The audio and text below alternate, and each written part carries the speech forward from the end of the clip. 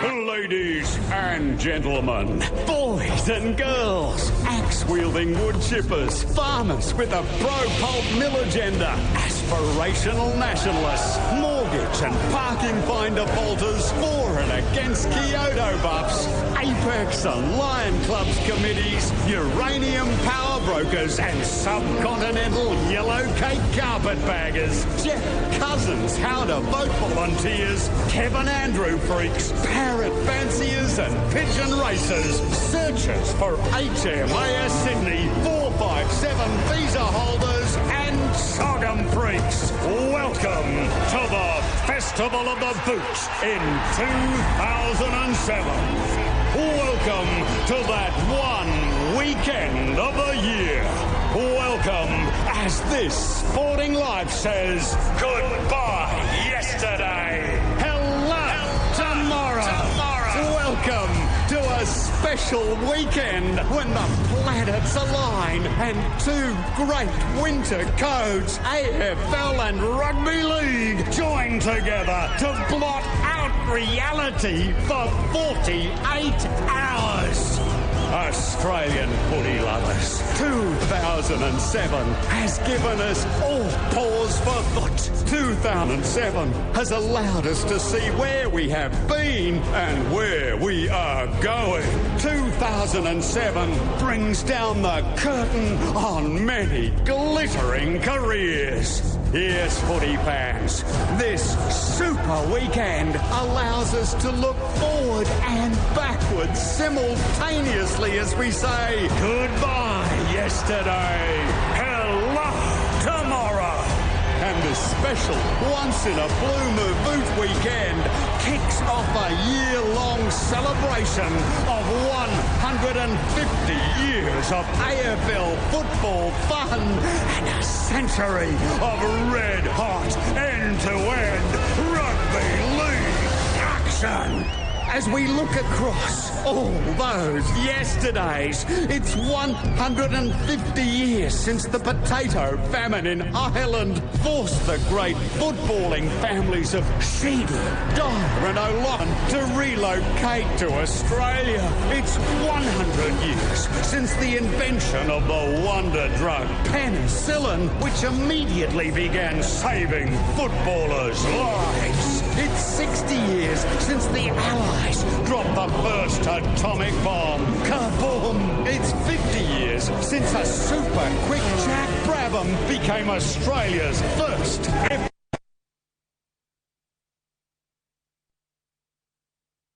speed gel-ignite Jack Murray lit his first stick of dynamite. It's 5 decades since the Red X trial was the world's great automotive adventure. It's 40 years since the Battle of Longtan erupted and grabbed world headlines. It's 40 years to the day since Sophie the cleaning lady topped the charts. It's 4 decades since the Beatles sang It Was 20 years ago today. It is 40 years ago since the De Croo brothers, the Everly brothers, the Smothers brothers and the Gibb brothers were the four corners of the world of entertainment. 40 years since Herman and his Hermits sang that heartfelt chart topper of sadness and loss. No milk today. It's 30 years since Peter Brock, a man with 4 on the floor and Fat's all-round lifestyle, bagged backers for the first time. 20 years since the former electrifying parliamentary presence and mad demon supporter Bill Snedden died on the job in that love-filled motel room. It is 2 decades since we thrilled to the soulful sound stylings of the Moyer sisters, the rock madness of the Nolan sisters, and those R&B queens of beat, the Pointer sisters. 20 years since the voice of the nation, the Dame Joan Sutherland of sport, Angry Anderson, sang that Commonwealth Games classic, Brown for Glory.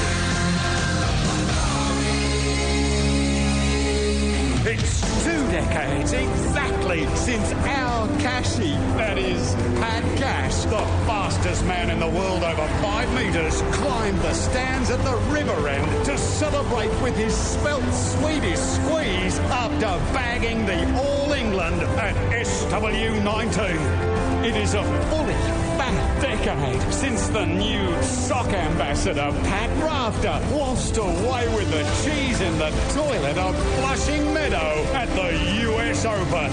It has been 10 years since Bradman-obsessed red and white tragic John Howard moved the lodge to Kirribilli House in a triumph of common sense. It is a mere 2 months since the world's greatest wicket taker and amateur smoker Shane Warne dabbled with the German option and thought about getting more acquainted with the sporting uniforms of the Third Reich. All this happened in the real world, while Australia went about its business paying off mortgages and getting fat watching Big Brother and Dancing with the Stars without noticing the achievements in the parallel universe of the AFL.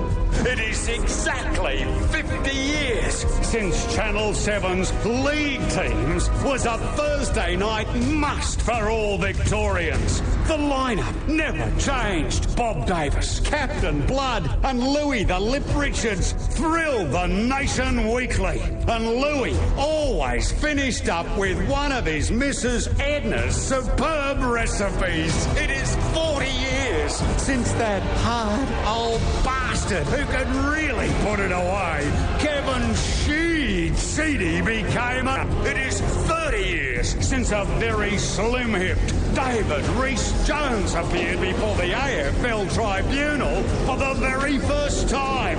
2 big decades have waltzed by since that Journal of Record, The Truth, with the award-winning column Diarrhea, was published for the final time. It's 20 years since adult entertainment star Warwick Capper sprayed on the shorts and punched about in the goal square as Captain Cucumber. Don't those few chestnuts give you pause for thought? And now, as the Festival of the Boot bellows goodbye yesterday, hello tomorrow, let's cross over to the MCG boundary and hook up with that gruesome twosome camp behind Triple J's card table for the 21st time. They are elect vessel rampaging Roy Slaven and his constant sparring partner, Old Man River, H.E. Nelson. H.G. Yes, sir. Thanks very much indeed. King Wally Otto in the soundproof booth, and no one loves their boot like Otto. Fact. Good afternoon, ladies and gentlemen, boys and girls, dryland farmers, looking at nothing but dust, surf lifesavers celebrating 100 years on the job, bludgeon bra boys, Denny Ute musterers decked out and the wife beaters, podcasters, rugby league freaks, old truckers cranked to the limit, keeping the dream alive, and wizened old magicians looking for a local supermarket to open. Welcome to the Festival of the Boot in 2007. Welcome to the Boot Part 1, the AFL Grand Final. Welcome to the MCG. Welcome to the Geelong Cats v the Port Power. Welcome to Goodbye Yesterday. Hello tomorrow. Football lovers, the Boot Part 1 celebrates the highest principles on the planet. Those principles are peace through violence, harmony through physical brutality, and getting everyone to shut up and behave just like us, or otherwise they'll cop a bloody good kicking. In a few minutes' time, 2 sides will emerge from the gloom and run down the tunnel of tiff, onto the G through magnificent run-throughs. Then, when the national anthem has been swallowed, umpire Scott McLaren bounces the ball. They will spread, these 2 great teams will spread the wonderful love through violence message around the world as this great game of AFL gives the planet what it longs for, peace and more at the same time in an equal message. Now, if you've been locked in a cupboard for the past 6 weeks or recently returned from the far side of the planet, Cusebane, let me fill you in, buddy. The Boot Part 1 has been contested by the Geelong Cats, turning out in the navy and white hoops, captained by that old school head boy Tom Harley and coached by former bomber Mark Tomo Thompson. And their opponents are Port Power from Alton, South Australia, in the teal blue, black and white with the lightning bolts dribbling down the front of their jumper, captained by a man they simply call Treaders, Warren, Wazza, Treadray, and coached by the man everybody wants, Mark Choco Williams. My very good friends. For the perfect coverage of hostilities, tickle your TV to the AFL channel down your of the swamp. It may be the 4 Quarters with Quarters channel. Yes, sirree, Bob. 4 Quarters with Quarters channel. Turn down the sound and turn up Triple J. But remember, Australians, we work now in a digital divide. Sadly, there's all we can do about it. The divide means the Triple J call sometimes is slightly ahead of the TV pictures. After the bounce, many may know in advance what is about to happen. How cool is that? However, some of you may find more satisfaction listening online as they've kicked the bugs out of the web and got Triple J coverage almost up to speed. And now, to complete the preliminaries with the boot part 1, only minutes away as the balloon is clearing uttering, can you give a very warm grand final welcome to my colleague in league, rampaging Roy Slaven. Roy, welcome to the G, welcome to the boot part 1, welcome to that one day in September, welcome to the Triple J card table. Your first impressions today here, buddy. Well, I'm looking at a lot of rubbish, really, actually. Look, I love Cirque du Soleil, don't get me wrong. But can I just say I've had enough of Cirque du Soleil? And had this bloody rubbish we're looking at with the balloon and the cup that's been gathered that he couldn't even put on the bloody plinth as he was doing in rehearsal. Oh, no, it's got to be grabbed out of his hand and put on the bloody plinth. There, like that. Mike Fitzpatrick. Parade of cups. Parade of cups. And you've got to remember that cup was taken out of the audience by one James Hird, or taken from the hands of James Hird, for reasons best known to God Almighty. I don't know what James Hird has got anything to do with the grand final. He's from the team of the 90s. This is 2007, for fuck's sake. What's he got to do with it? He's retired. Having said that, yes, Roy, it was most moving. Moving. Seeing the likes of Glennie Archer. All the Kangaroos had to be Shinboner of the century, Roy. I know. What a great player he was. What a great ambassador he was for everything that's good about the Kangaroos. And with his kids, of course, and James Head, of course, with his kids. And what a great moment that was to see the parade of the retirees, as we call them. And it just brought back so many memories of wins and losses, and not many draws, sadly, but... you know what I mean? I do. It makes you... I tell you what, it gives you pause for thought. That's it. Pause for thought. And having done that, we move on. And I just can't wait for this bloody game to get going. No, who can't? Who can? Roy, obviously the weight of sentiment is on the Geelong Cats. Is it too heavy a burden? I mean, you and I were in Geelong all week. We ran into so many... Cold, bitterly cold. Freezing today. And they're keeping the lid on it. Park. I was out there 20 minutes ago. So cold. Cold. And we hats off to everybody listening to us in Cardinia Park. Yes. It's tremendous to think that we've got probably 100,000 people in the park at the moment. Watching television on a big screen. Listening to the Triple J call. It took me back to Henman Hill. Henman Hill. Isn't that lovely? And, Roy, the weight of expectations, the sentiment, the pent-up, they've kept the lid on it beautifully. I take my hat off to the whole Brains Trust at Cardinia Park for keeping the lid on it. Can I just ask, is sentiment a help on an occasion like this, or will they succumb to choking and a swinging of the handbags as they have done since 1963? Yeah, I know. Look, there are just a few words I like to hold on to in moments like this when you're going to a grand final. Think of these things. This is what we've been saying to the players all week. Hunger. Passion. Shape. Yeah, very good. Comfort zone. Comfort zone. Don't panic. Plan B. That's all I ask them to think about. That's all I ask them to think. I don't care, what dollop they take of each. If they take a lot of shape and not much comfort zone, and a fair amount of passion and not much hunger, and a fair amount of don't panic and plan B. I don't mind, as long as they've got something in their minds to fill the void so the darkness doesn't come in. And it's the darkness that's your enemy. The darkness is the danger. That's what I say to them. Keep it light. If the darkness creeps in, you're buggered. You're lost. You're no good to anyone.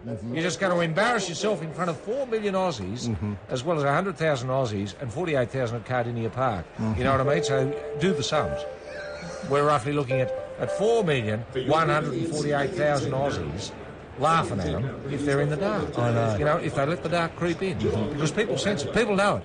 People know fear. And they don't like the smell of it. And they smell it real easy. Now, Roy, last weekend we had a clash of styles, a clash of matches. We had a very tough match for the Cats. We did. They won by 5 points against Collingwood. On the other hand... They lost their shape, they lost their hunger, they lost their passion, and they had no plan B. Now, on the other hand, in the Twilighter, at Amy Stadium. The Port Power at absolute, the reverse of a bath. They turned on the hot water for the Kangaroos, farewelling the Shimbunner of the century, Glenn Archer. Thanks very much, Glenn, for everything you've done for football at North Melbourne and the Kangaroos. It's going to be sad. We can't go on without you, but we have to. Now, Roy, which is a better preparation? A nervous 5-point win against a top team like Collingwood, or an absolute kicking? I think this is an unusual year, actually. I think that the preparation Geelong has had has been perfect. Mm-hmm. To have a tough game leading into it. It was a tough game against a very proud club in Collingwood. Very proud club, can I just say that. Their pride. Oh, pride. Kept them in that game. Did they have a plan B? They had no plan B. No. Did they have shape, composure? I think they used plan B rather than plan A. It's what upset Geelong, who had no plan B to respond. Now, having said that, Port Power, I think, has been the perfect preparation for them too, because they have what I'd describe as a culture of success. Culture of success, it's a culture of success. Port Adelaide and the SANFL. With that culture of success comes pomposity, cultural superiority, and tickets, all tickets on themselves, feathers, and all the things we hate showboating about footballers. So it was the perfect preparation for them because they're going out there chock-a-block full of confidence. They know they're the underdogs, and they don't care. There's no pressure on them. There's only pressure on Geelong. Look at these blokes. Yeah. Look at the pomposity. Look at the tickets. I can smell it. If there's any wind, they're going to blow off. Is there a plan B amongst them, Roy? Look, I think they come with plans B, C, D and E and no plan A. There's the coach. Whereas Geelong are all plan A. Nothing else. Right, here we go. The last of the team. There's Chad Corns there coming out, number 35. Oiled up. Oiled up. They're waiting now to run onto the MCG here, where everything is in readiness for the start of this magnificent occasion. A tremendous moment for both sides, Roy. When you get that knot in your guts, and they've got the knot in the guts now. It doesn't matter how cool, how arrogant, how many tickets you got. That knot in your guts, that's there. That's there, man. Curtis brings them on to the MCG and the Roar. They don't have many supporters. And when I last looked, they had more registered players than they had supporters. And some of the supporters have got together with this fantastic sign. Destiny's Door stands open. Is that fantastic? Destiny's Door stands open. Look, is that some sort of sponsorship message, Roy? I don't know, but Destiny's Child will be feeling a bit weird seeing that.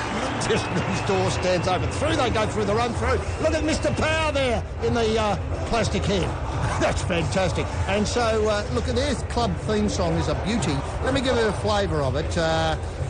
We've got the power to win, power to rule. Come on, Port Adelaide aggression. We are the power from Port. It's more than a sport. It's a true Port Adelaide tradition. We'll never stop till we're top. There's history in the making. Port Power to win. We'll never give in to the flags. Ours for the taking. Port Power. Beautiful song. Who wrote that, SG? Well, I'd love to think Mike Brady wrote it. Yeah, okay. He's good. Or Peter Noon. He's the best. Where the boys composed there where they sat for their photographs. That was fantastic. They got into that very, very quickly. And you know what's interesting? John Buchanan. What did he have to say? Well, anything useful? Well, yeah. His advice was that to have an uncluttered mind is important. Wow! To have an uncluttered mind. Did he cite anything that cluttered the mind? No. Well, the darkness, obviously. Oh, the darkness, yes. Darkness. Now, look at this bonding that's happening here with the Geelong team, actually. This is it. Look, I mean, what a journey they've had. Since 1963. Skip, Tom Harley here, old school, old name, got the footy under his arm, and there's Hunt alongside him. Gee, they look a bit shell-shocked. There's There's a blood nut, too. There's Rook. Yeah, who's Rook been to see, Roy? He's been to see a couple of specialists. Yeah, he did, actually. He went off to Germany, I think, from memory, As the Geelong team come out onto the ground, Roy's going to the microfiche. Here we see Harley about to bring them on. Very, very nervous looking. The weight of expectation here, enormous. Now, this is their tradition, actually. They stand here and they've got to stand there while the captain counts up the numbers. Make sure they're there's all 22. There, yeah. That's the quick number. clap. And out they go. Is that tradition, Roy? That's tradition. Now, Roy, that strikes me as being having a cluttered mind. Dr. Hans Muller-Woolharf. Yes. He went to see. That is how he looked at. Do you know him at all? No, I don't. I've heard great things about him. Did you get a chicken liver out of it? Hans Willem. But he got out of it as well, a pineapple ring. Well, he got out of it. I can tell you what the best thing he got out of it was a lot of frequent flyer points.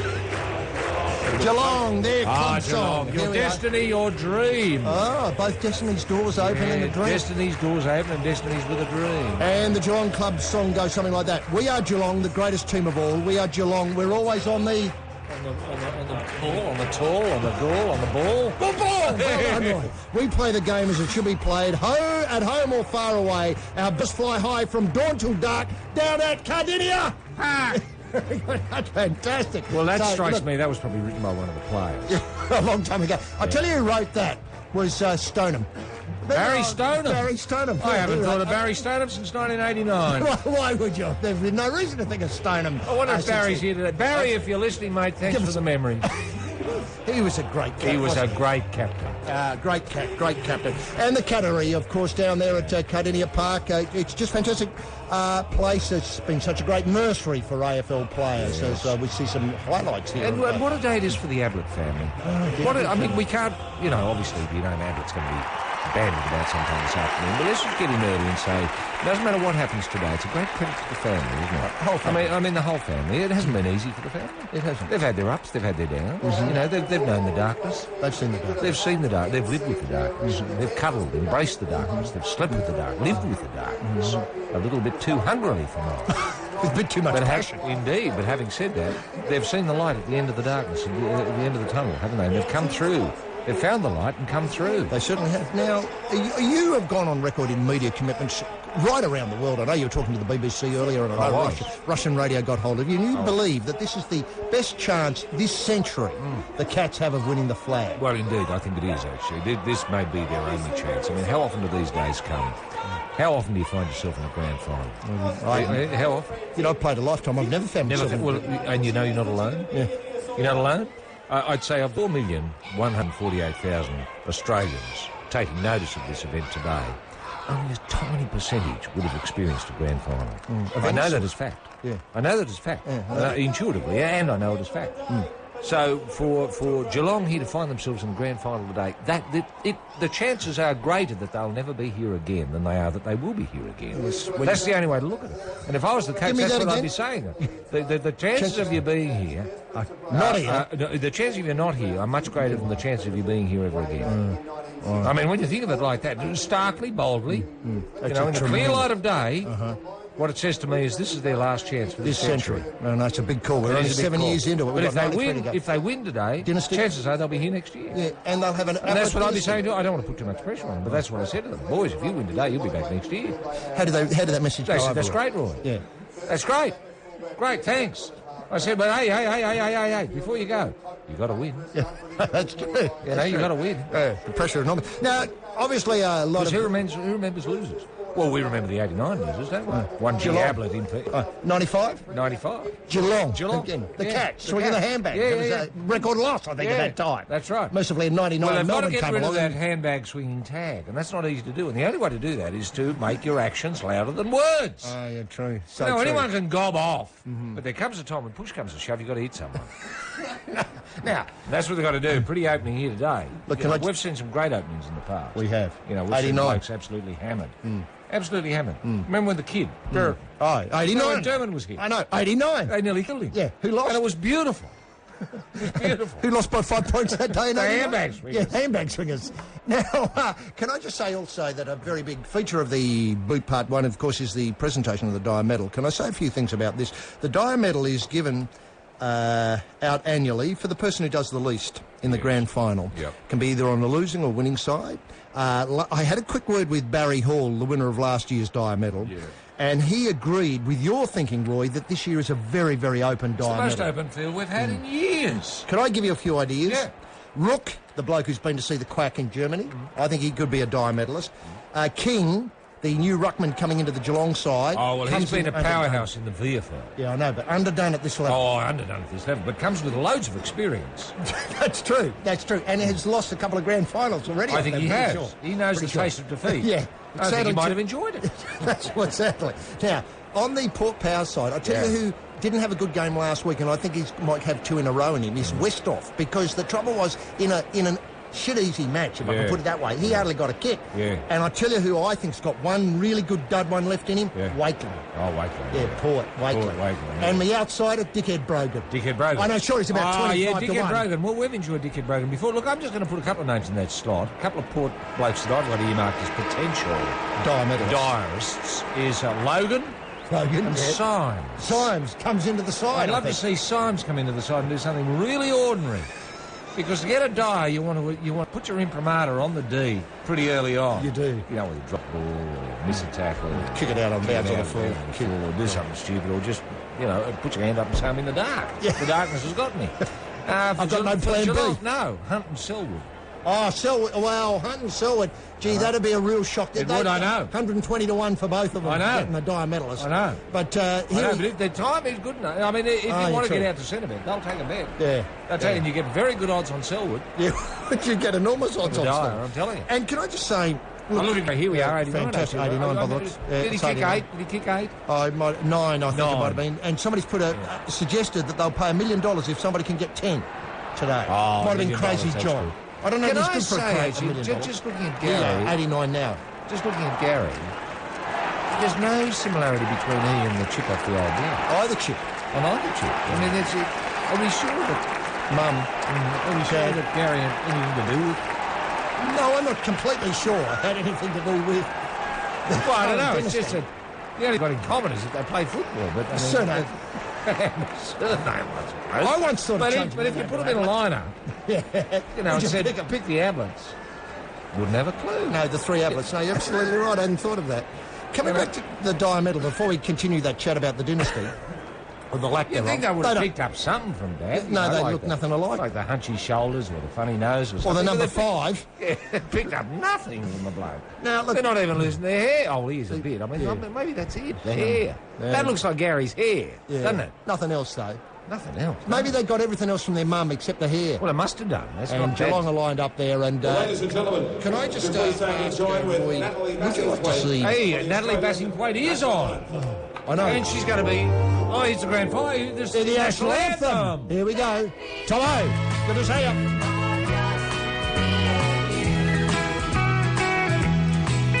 When a boy becomes a man, he must do the best he can to live his life and find his childhood dream.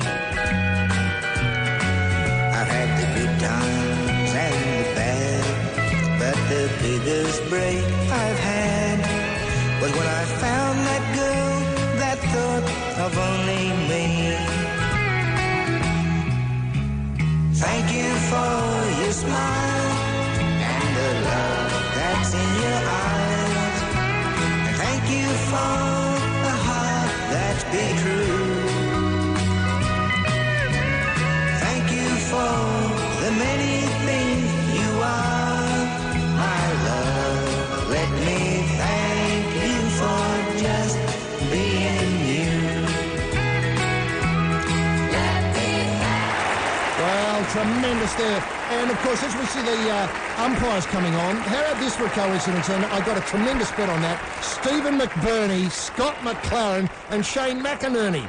SM, initials of every umpire officiating in the middle, as the Scotty McLaren. Very experienced. Knows in the back, knows a mark, knows out of bounds on the full. He's tremendous there. And well, I think, was that the case in 63? I think it was in 63. SM. He had McDuff, Maguire... And McGuan. And McGuan. Yeah. Chad Corns on Stephen, screen. Selwyn and Sam. Isn't that bizarre? Speak alert. Hey. I can see the darkness descending already. Roy, just coming back to the Dyer medal as we see the cats on screen, would you like to see the Dyer presented as part of the official post-match? Yeah, but in the car park. Somewhere, in the car park. Somewhere out the back. Barry Hall did offer to come down and present the medal. Oh, good. Oh, today. He won't get a chance to, obviously, because he won't. They won't. The AFL won't acknowledge the guy. It worries me. There's a lot of talk going on in that Cats lineup. You'd think they know what they're there for. Indeed, yes. It's big Bob Francis tossing the coin. Disappointed someone forgot that. And Geelong, Tom Harley got that's the a good first sign. one. Oh, very good sign. The darkness has lifted off slightly. Geelong won and kicked a right of screen for those who are following without... I think they enjoy kicking right of screen for the first and third quarters, don't they? Yes, Tom laying down the law. You know, he's pointing out who's the opponent and which Number way... 39's not getting much of a look in there. No. Is he the odd man out? 39 Westhoff. He's tall, lanky... I know, but why isn't he included in the group? They don't like the him. Bonding. Well, I think he's marked himself out as Guy medalist already. There's a McGrath look-alike there, HG. We've got a blood nut. Well, that's Dingaling. Yeah. He just needs to cut his hair a bit differently. That one there on screen now, Cameron Ling. And as the huddles break up now from that beautiful Triple J blimp shot, there's Cameron Mooney growing a bit of... Looks like he might have grown a bit of a beard for the afternoon. Yes, I never liked that. Maybe it was just an odd effect of the Maybe television. he forgot. There's a man to show. sort of right inside the darkness there. And, OK, welcome to the MCG. Magnificent occasion. I'm not sure that we've got a reading on the wind. There would be a bit of breeze down there, and we'll try I think it's going to the right of screen, actually, by about 8 knots. 8 knots? They're very precise amount. Harley runs off into the back I just line. put my finger outside and did a quick assessment. Bit hard to tell these days. With a lot of your players don't have the long hair. We used to be able to use the hair as a guide. Corey looks as though he's got Kane Corns or the other way around. There's the other Corns coming in. There's Brownlow Bartel on screen now. A bit of matching Could the curse of the Brownlow affect Bartel's game today? No. Well, I hope not. No. I certainly hope not. Now, Bloodnut should get involved. There's Nathan there. He looks like CC's picked up Nathan. Mate. Yeah, I'm here. Hello, mate. It's going to be a good afternoon, Nathan. Yes, Gary. Oh, sorry, Gary. Yeah. Oh, sorry, yes, you're right. Where am I? I haven't seen Nathan all day. Has Nathan missed the bus? There's a story. Scarlett's got Treadray as clipped. Yeah. And so that means it looks like Milburn will be going back on to the lad up the front, Westhoff. We're underway in the part one. Oh, great tap away by, looks like Dickhead Brogan there. Big thump in the middle there. Very quick go. The Cats get the first clearance through Brownlow Bartel. Out wide it goes. A bit of a run on there. It looked as though might be Rook after the ball on the far side away from the card table with Corey there. Chasing him. It's Salopek, not Salopek, what's his name? Pierce with the ball. Gets the ball back now from, might have been Chad Corns there. Ball running free on the Cat forward line. Now the Port Power pick it up. Corns with the ball now. Loping away. Like a free here, HG. He's picked up a free downfield. Off-ball, an off-ball incident perhaps. Off-ball incident, but down. It looks like it's a Geelong free. It's a Geelong, that's the way I thought. That's the way I saw it, yes. Geelong free, very good. And it's Chapman with the ball. Brilliant, route one. It's come off the back. Here's Nathan now with the ball in the forward pocket. Handballs it away. Goes further. Geelong. Tap forward to Geelong. Geelong Rook might have been got to beat the ball, and it's over the boundary line and out of bounds. It was in fact Rook. What do you think of the knee? How did it stand up to the treatment there, Well, Roy? so far the knee's looking good, isn't it? And hats off to that German shyster who's been working on it. Now it's another ball up. I'd say Scotty McLaren will be in to bounce the ball. And look, it's been a terrific opening. Lively, it's been physical. Very physical. Very physical. As we see Bartel being picked up by Corns there. Bounce of the ball in the forward part of forward Geelong. Off it comes. It's thrown away. Stokes got a handball too. Out it comes to one of the Ablets. The Ablets, the dynasty there. It's bottled up. It'll be another ball up for mine unless they can get out of there. Haven't seen Ottens today. No, we haven't seen Ottens, but it's good to see the Ablets have had a couple of touches. Not that they've been able to do much with it. They haven't. It's been too crowded. Ball up and we're underway again in the first quarter. Tapped away. Rescued off the pack there. Might have been Ottens who got attached there. Back it goes. Falling free. Here's Port Power with the ball. Might have been Thurston's there. Getting it away. Now, this is what Port Power want to be able to do. They want to be able to run it through here. Find a bit of space. Geelong will want to bottle him up and try and prevent him from doing this. Although he had to kick it. Kicked up the competition. And Treaders almost got it. Rook there. Gets it away. Here we go. This is what Geelong love doing. The counter-attack. Bartel, Milburn with the ball. Away he comes now with a kick out onto the forward side. They've got plenty of players there and beautifully defused there and marked by Ottens that thrust. Then he goes forward up over the top. He's got somebody. Too easy. Oh, a bit long there, and it went Mackie missed the ball. Away it comes now with Treadray. Treadray on the far side. I think this is Pierce running away. Not too easy. Look at this easy meterage here. Go all the way, fella. Class here. Back it comes. Surely umpire. Back it goes to Dickhead Brogan. Brogan with a handball out wide, and it comes into the forward line now looking for Ebert or somebody like that, but it's over the boundary line and out of bounds with Hunt in screen. Well, easy yards there, wasn't it? Easy yards. Look, I think it's just maintaining possession. I think both sides want to maintain possession here. And we see a throw in deep in Port Power territory. And the weather's improved, Roy. Yes, It looks as though the darkness has lifted. Good wrestle in the rusk. Otten's there, taps it away. And it's now come to a bit of a stalemate. Be a ball up. Ball up. And Roy, tactics. Well, as I say, we haven't really seen any evidence of tactics. What the surprising thing is, when Port had the ball, they took route one. Oh, true. And any need to go to plan B yet? No. But I tell you what, Geelong might have to go to plan B. It's a very... it's a very physical encounter. It's getting bottled up now. It's running free. Geelong there, get it under control. Might have been Rook again with that diggy knees out of a binder so far and everything taken high. Taken high and seen by McInerney.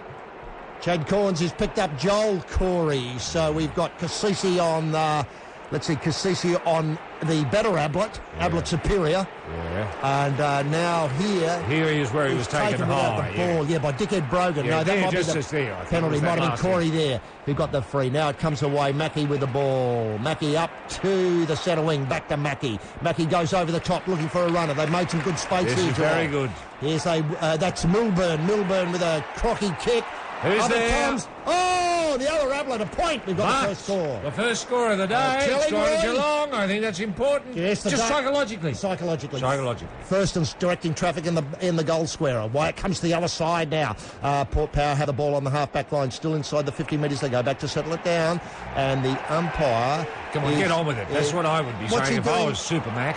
Oh, the umpire's given a down the field free. A down the field free to Port Power by the looks. Yes. In the centre square, off-ball free to Power. It was Scotty McLaren who came in exactly as happened in 1963. And so Port Power taking away, might be Burgoyne with the ball now, running out of the centre square, kicking it up onto the forward line. Westhoff chases it over the boundary line and out of bounds. No, he's still got it there. Still got it. Good control. I'd like to see that replay. And there it comes now into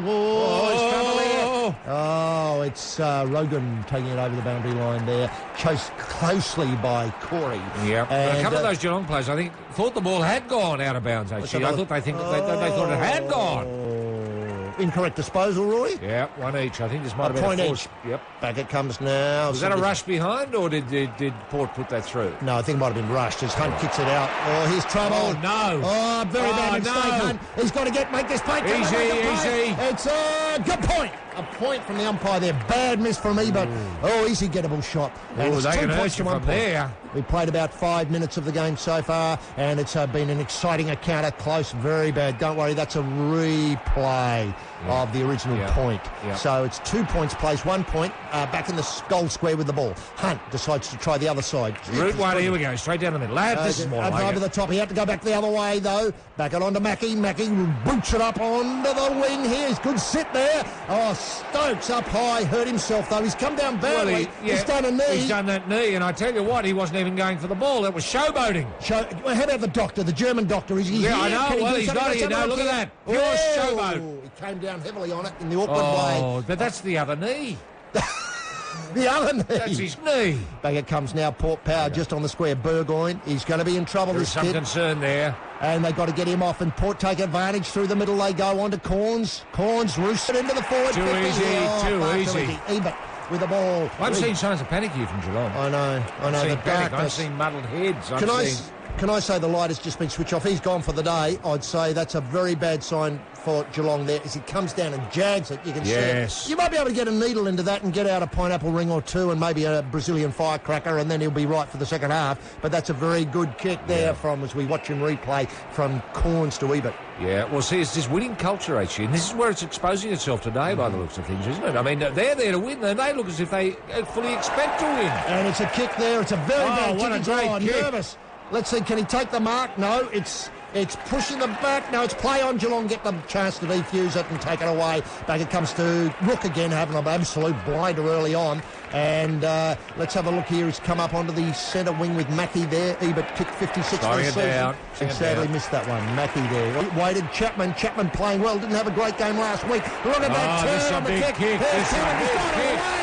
No, touched in flight, surely. No. Cameron, a metre out. Mark. Oh, what a great bit of play there. That was a fantastic, what about a 65-metre kick? It was an incredible kick, as we see Cameron there, spearhead, needs a big game. That might have been longer than Blady's kick. Do you think? Oh, it couldn't be longer than Blady's. I reckon that was longer than Blady's kick. Big call, Roy. He's kicked it. Easy. So the scores 1-1 to 2 points on the boot part one. It's 40 years since that hard old bastard who could really put it away, Kevin Seedy, became a Tiger. And the news was broken here, live on the boot on Triple J. Yes, Chapman, who had a quiet week last week, back into the action early on in the first quarter, and a tremendous roost. Roy thinks it's bigger than Blighty's. I think it was longer than Blighty's by 2 or 3 metres. Yeah. But it was one of those situations where he must have, will I just shepherd this through, or will I take the mark? Yeah. I tell you what, Tread Ray, I don't think that's going to last long. I think they're going to have to go... Oh, sorry, Wakeland. Yeah. Sorry, I mean, just the lookalike. Wakeland. I don't think that matchup's going to last long as we're back in the centre now. Bit of a... Oh, bad timing there from both. Yes, both ruckman, but it comes away to Rogan. Rogan gets the ball on to Corns. Corns goes one way, decides to have a bounce. Then it's a bit of a roost onto the forward line. Bad kick. Very bad kick. Oh, no, showboating. Has he played the free there? No. Play on. Shocking handball. Turn over and Port get the bottle up. But I think he's played a free here to Port. I'm not quite sure what. I'm not sure why. And now the other, I know Geelong. He's just gesturing to the player, and that's Burns with the ball there. Yeah. I might have Burns and Mackie slightly confused in my mind. And now this is Mackie now with the ball. Away it comes onto the forward line. Beautifully done there. And of course it's Ablett who's taken the ground. He lets the ball go free. Here's a chance for Mooney to pick it up. He goes the other way. Ablett back into it. Trying to get rid of it a little bit. No, he got rid of it. Well done. That's fantastic. And that's Johnson there who's on the forward line. Here's Johnson again with the ball. Have a shot. And kicked it into a bloke. Hang on. 50 metres. I'm not sure why he's given the 50 metres, but or in fact what the original infringement was. No idea. Dangerous play, perhaps? Let's have a look here. here. That's just the repeat of this. No, that's nothing. That's just a date in the head and you buggy your knee. There's nothing wrong with that. So now I tell you what, dating someone in the head, it's not worth it. No. There's too much pressure on it. Too much darkness comes about of it. So Port have it on centre wing at the moment. A short kick over the top there finds a loose player for Port Power. Cassis, who's playing, I think, on the better Ablett this afternoon, is part of the dynasty. He's got nothing to kick to. He has to wait for movement, and he finds a bit of movement. Very short. Looks like it's Corns. It comes into the forward line now, and it's dropped Mark Glade. One of my favourite players, but it must just been enough and ding-a-ling-a-ling-a-ling-a-ling-a-ling, a hand in there. Yeah, but he did have a blood nut sitting right on his shoulder. He did. Chock Williams pensive there in the coach's box as it comes back into play now in the boot part one first quarter. Just a ball up again. It's a beautiful defensive play. I love that. Those stacks on Mills, the bums in there. I mean, they do. There's a lot of pushing in the back. I like that. Everyone likes that. Yes, 39. A tough nut there, Milburn.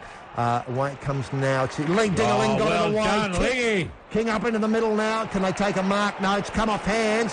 Tap away there by Johnson. Away comes to Chapman. Chapman with a kick. He's found somebody on the loose, has he? Yes! Brilliant mark. A little bit far out. I don't know. He'd give it a go. He wants to break Blighty's record. He jags away over to the right-hand side. Here's the chance for the kick now. It's a long kick. It's right, and it's going to go all the way. Oh, yes. Now that's, let's see, this is Thompson. That couldn't break your heart, AC. All of a sudden you find yourself, 11 points behind? You do, and the darkness creeps down. All of a sudden. I've got to say... Now, Geelong might be able to stick with Plan A. Plan A. The trouble is what they need to do is use the ball. Port will want to run it, and Geelong will want to kick it. Is that a fair description of the difference in the tactics at the moment? Run it. I would say that. Yes. But we saw last week in the preliminary final, it was Geelong who wanted to run the ball and not kick it, and that was their Plan A. So what happens when your Plan A is stolen? Well, I don't know. But I don't know. We're in uncharted waters here. Uncharted waters for Geelong. We're out of our comfort zone already, Roy. And shape. What happens to their shape? I know, shape. It's just the blight of the modern era, isn't it, shape? As we see, I think it's... is this King in ruck now? Yes, King in the centre square. Someone was taken out. Someone had their head pulled off. It's a penalty, and it's going to Port, I think. Port have got Cassisi there, flattened completely there as we watch in replay here. King gets him. He's just a punch in the face. Isn't that legal? Well, I think that is. That used to be legal. And so Port have the ball in the middle here and get a chance to get a clearance. The scores, if you just joined us, 13-2. 13-point. The wind's come up blustery now. It was 8 before, but it's blustery now up to about 50 knots. 50 knots, wow. It can go that way sometimes, though, Roy. Yeah, he's got a punch in the nose. Yeah. And I tell you what, that Bloody well gives you something to go on with. It does. Something to fight back. I'd love to get back at the punch of the nose. Corns.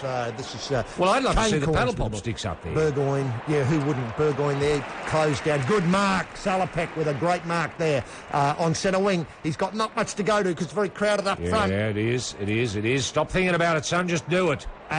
Thought he's your enemy. Out wide, looks to be a kick out of bounds. Out of bounds on the full. Was it on the full? No, just not quite on the full. As that's the boom recruit Selwood Yeah. on screen chasing over Kelly now back on. Kelly looks as though he's picking up Pettigrew in the forward line. Was that Cassisi who went off? It was Cassisi. He must have a weak nose. Isn't he? Hasn't he been either got? King gets the handball away. Here they come now. It's broken down there, but back to the Geelong. Geelong on the centre square. That's Corey. Underground punt. Made Geelong. On to Kelly. Nathan Ablett. Where's Ablett? Gary Ablett.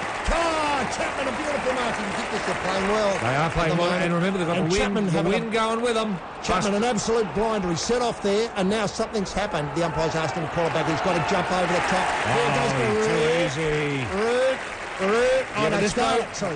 Scarlett. I don't know how reliable this bloke is though with a kick. I wouldn't have given it to him. He'd be he plays at fullback usually, as we see. Lovely work there by Ablett. God almighty, half close your eyes. It's the old man, isn't it? It's the old man. It's just a pity he doesn't play on the forward line. There's goes Scarlett running around the screen, and there's the chip over the top. That's what we call reverse Swans manoeuvre, as he got a point. Kick like a backman. Thanks very much, Scarlett. Yeah, well, good. Thanks for coming, mate. Yeah, why don't you kick? Thanks for coming. You know, I mean, and these are the ones that will come back to bite you, and these are the ones that came back to bite last week. And we got Stokes up and running on the boundary line as the ball's played in. No! Oh, look at this. This is trouble.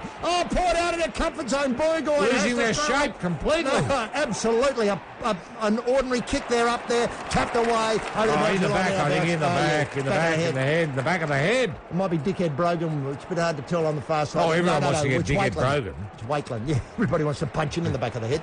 As we see now, the Port forward line needs to be shaky. No shape. Aslan kicks it up on the wing, come from behind again, they tapped it away. Oh, well done. Milburn there with great work into the forward line now. Here's a pack fly, off its hands it comes, Sadly it comes to Port Power for your catch supporters. Cardinia Park goes up, now it's being run around the far side, might be Pearce with the ball over onto the wing there, good kick to Kane Corns. Kane Corns now looking further afield. Can he find somebody on the run? He can. Long way kick, brother to brother there.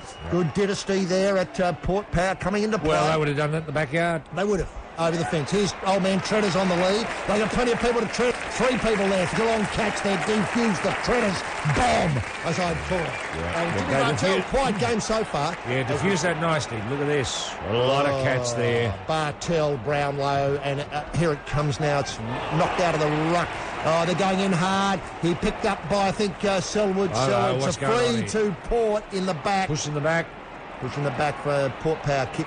As he's fair way out now. He's got somebody on the lead now. He's gone really wide here. Not much of a chance. Well, they like being wide, don't they, Port? They do. They're not afraid to kick him from anywhere. Big pack forming. Oh, Geelong catch. Hold on to it. Oh, Salopek. Treaders knocked over.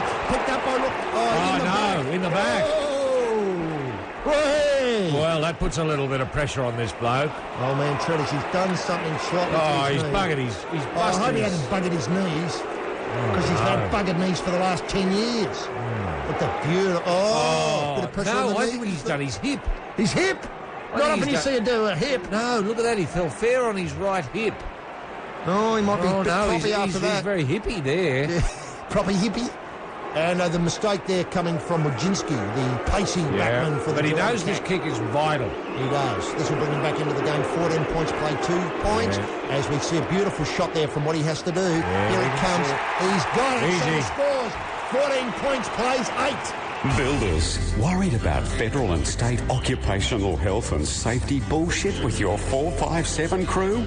Well, don't. All Roy and HG's highly motivated, semi-skilled, job-ready Pacific tradies turn up ready for work with their own PNG Department of Health approved South Seas Lap and renowned Solomon Island close-fitting safety shoe.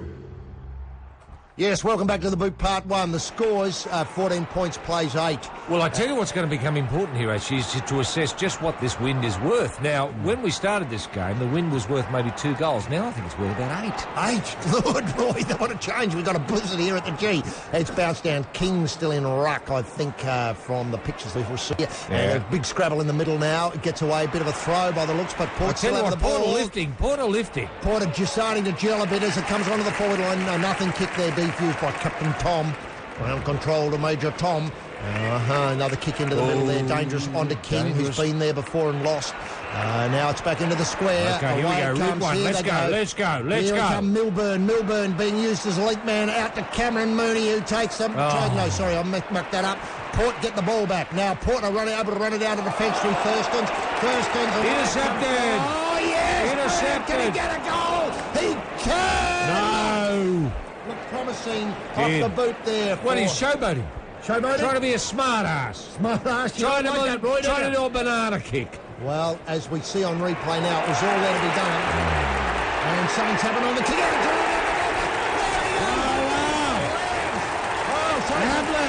So pathetic there from Port Power. And will take us. Gary Ablett. Well, I mean, Port have had trouble coming out all afternoon. So far. The almost like a full court press coming from Geelong. And we saw all of a sudden the ball in the hand of an intercepting Gary Ablett Jr.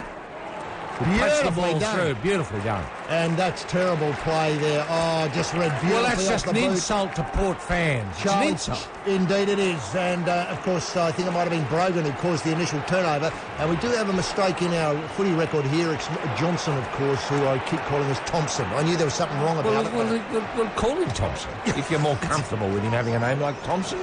So we're on screen now, the NAB Rising Star. Bugger him. Yeah, I know. Hadn't done anything Let's yet. call him Thompson. Okay, we will from now on, Thompson. And there's the knock of the ball down, so Geelong winning the first quarter. They're playing Rook in the midfield with that knee and all that Vegemite and stuff. But I tell you, actually, Geelong are going to have to be 8 goals up with this win. I know, they're going to have to be a long way up. Dingerling running with Burgoyne Senior. Yeah. Looks like... as it's knocked away now, he's given a free to Power here in the middle. I didn't quite pick it up. Now, there's a lot of this niggle going on, HG, in these ball-ups. Chat and niggle aplenty, Roy, as it goes out wide, looking for Westeroff, Ebert on the forward line, taken over the bound and out of bounds. Okay, ball up. The ball didn't come to you, fella. Didn't come to you. No, read about it in the paper. You're in the wrong spot. Up it comes now. Knocked off hands. Burgoyne. This is easy. Burgoyne going round one. Can he make it? Can't pay. Yes, he did. Yes, goal! Yes, he did. Fantastic goal. He's wound up too. Yes, so it's 21 points, plays 14 on the boot part 1. Triple J. It's 30 years since a very slim-hipped David Rees-Jones appeared before the AFL tribunal for the very first time. And it was heard live on the boot of Triple J. Yoo-hoo! Tribes of the Pacific. Bored, fit, and nothing to do at your place? You want to get a toehold in an expanding, exciting economy? Got the travel bug? Why not join the ranks of the 457 crew with the International Employment Permit Specialists, Roy and HG, and see the world? Roy and HG are the people managers who are turning labour supply on its head. Yes, we're back with the boot part 1 and a bottle up in the middle after the restart after that magnificent Burgoyne goal. Port Power's brought the people of Alberton Oval to their feet. And a very big hello to everybody in Alberton. And we've got a bench there of about their best players with these Thurston's on screen with nobody around him. Everybody is in the centre square as the Geelong get the ball away. Held without the ball, I would have thought, umpire, and paid in that way, I suspect. Yes, he's given a Geelong free, plucked it out of that melee that was there. Away, ding-a-ling-ling-ling with the boot up.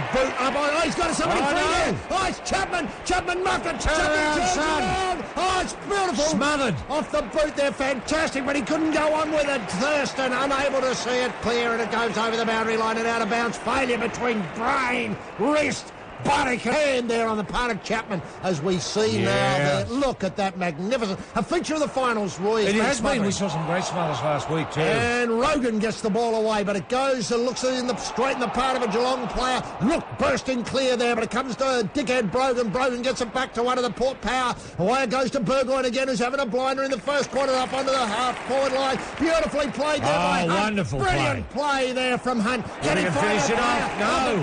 It comes to head. Chapman makes amends. Here it comes up. Oh, yes, put it through, son. There it is. That's Thompson again. No, it's not. Yes, it is. It's Thompson / Johnson.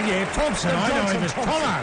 That's fantastic. Tomo. Great play there. Brilliant. That's a confidence builder for the team. Absolutely. Because that was a team effort. That wasn't just, someone standing up and being counted. That was a team effort. And as we see now the restart and watching hopefully in replay, is the score on our scoreboard needs to be adjusted if it could be at some particular point. Thanks very much. And so I've just lost the plot, but I think about 12 points for Geelong late in the first quarter. We'll see as we pick up coverage now again, we see the Geelong bench there and a lot of people... Yeah, still looking sober, aren't they? But a couple of smiles on the faces, a couple of rueful smiles. As we see Ablett running into the forward line now, being picked up. It looks like Charlie Chaplin. So it's 4-3 plays 2-2, and it's tapped out of the middle there, banged away by the Port Power midfield. They get the ball back to one of their own. They haven't gone very far yet with it, but away to Cassisi, who's back with the paddle pop, sticks up his nose, he throws it away. He's got a very weak nose, Cassisi. Unbelievably weak nose. They're trying to bottle it up here. I think it was somebody... Oh, no, terrible kick. Had to do more. Hunt having an absolute blinder on screen now. Back into Route 1. King with the ball now. The bloke who's been there before and tasted the darkness of defeat. Out wide it goes. Well, they're going wide, though. I'd rather go straight down the middle, HG. They're waiting to lure them into going down the middle here as he waits. He's got this wide. Cameron Mooney, can he kick this far? I don't think so. It'd be bigger than Blighty's. But he's given it a hoof, though. It might be out in the full. No. Went to no one. I mean, I hate kicks like that. Yeah, went to the cameraman, really, the photographer there. I tell you what, if I was Cassisi, I'd be worried because, if people know you've got a weak nose, the first thing I want to do is hit it. I know. Well, let's keep stressing about it. Back it goes. Oh, look, round the right way. Look at that fantastic work. Finn. That's great from Kelly, I think it is, with the ball there. Away it comes to Chapman now. Goes one way easily. I think the Port Power slightly panicked as comes up. Beautiful mark, though. They're not paying that, are they? Yeah, Wakeland. Okay. I tell you what, Chapman's emerging as the go-to man, isn't he? He certainly is. Chapman having a big match. They obviously talked to him during the week saying, Chapo, you didn't do enough last week. Yeah. We're thinking Get involved. We're thinking, remember the darkness, handball. Oh, that's very bad. Anyway, it worked out okay. Could have been easily. Plenty of Port Power players are going to now. That's Dickhead Brogan. They've got to get into Dickhead Brogan. Everyone wants to hit Dickhead Brogan. He's just got the sort of head you want to hit. I mean, just born with it. Even in the Adelaide airport, you want to just smash it and call him a dickhead whenever you see him. I hate it when they go backwards like this. This is just stupid and unprofessional. And there's plenty of time. They don't have to go backwards. And no, he's kept it in. Good play there. I think that might be Bowick with the number 10 there. As they come back. Ball it up. Look at that, 3 or 4 up. That's great work there, Geelong. I think Choco's going to have to get in there. He is at quarter time, Roy. Yeah. The score, if you've just joined it, it's 4-3, 27 plays 2-2-14. It's been Geelong's quarter, I'd have to say, even though, often you say that is stupid. Look at the bottom of that heap. And nowhere, another ball up. Ball up's exciting, though, Roy. They do. I mean, it's a blight on the game, really, the ball up. I don't know what we can do about it. Maybe a rabbit scratch. I'm not sure how that'll work. As Scotty McLaren has the ball. Beautiful. Watch the technique. Kids could learn a lot from this. Look, 2 hands on either end of the ball. Down it goes and up it comes. Away it goes. It looks like Corns with the ball on the far side. He roofs it up on a half forward. Oh, it's another lovely kick. They're playing that well. Tom Harley, big defender there. Wade comes now like might be Hunt with the ball. Ross to the card table side, picking out a player, Milburn, all by himself. Now they got it. Now, Route 1, let's go, boys. They'll jag it across the other side, and then they've got plenty of players there on the run. Might be Scarlett there, who had a shot for goal earlier on. Right up in. They're not afraid. They're not afraid to go to a contest. As we see now, plenty of players. It comes back to Ablett. Ablett comes into the centre. I didn't go far enough. No, it didn't go far enough. Surely round the neck. Back it comes now. Here's a kick. I didn't quite pick up the player. It's close. It's a point. No, he's paid. He's paid the original high tackle, no advantage. He called it as you called it, HG. Yes, Selwood. Had yes. his head pulled off. I think we might be able to watch in this replay. Here it comes here. He didn't pay the mark, but then this very ineffectual tackle from Pettigrew. Yeah, well... They let that go half the time. He just tried to scratch his face. That's right. He tried to go for the nose because he'd heard about Cassisi's nose. Yeah, you tried to... Well, you want a nose up. When you've had one of yours nose, you want a nose one of them. Yeah, you do. How about incorrect disposal of Selwood now, and Mab Rising Star for the Bendigo Bank. Gets a kick. Oh, he's missed that. Point. I don't like the look of that. Oh, no, there's a bit of chat going on. Hang on. Everyone missed it. Now the umpire's coming back. There's a bit of a... Hang on, there's a bit of... What wasn't he watching? No. OK, all clear the point. And well, hang on. Selwood thought that went through. I thought it went through. The crowd didn't. For a point. And the umpire took his eye off the ball. Well, the darkness can descend on umpires too. I know. I hate seeing a Macca have a bad day. And now we got the ball in the back pocket for Port Power. Yeah. And it might be Thurston kicking it up. Oh, no. He pulled it away. It's bottled up there. It's going to be a ball. Oh, no, it's all right. Geelong have the ball on the wing. Chad Corns there falls over at a timely point. He's going to get ball up here. Ball up here, yeah, for sure.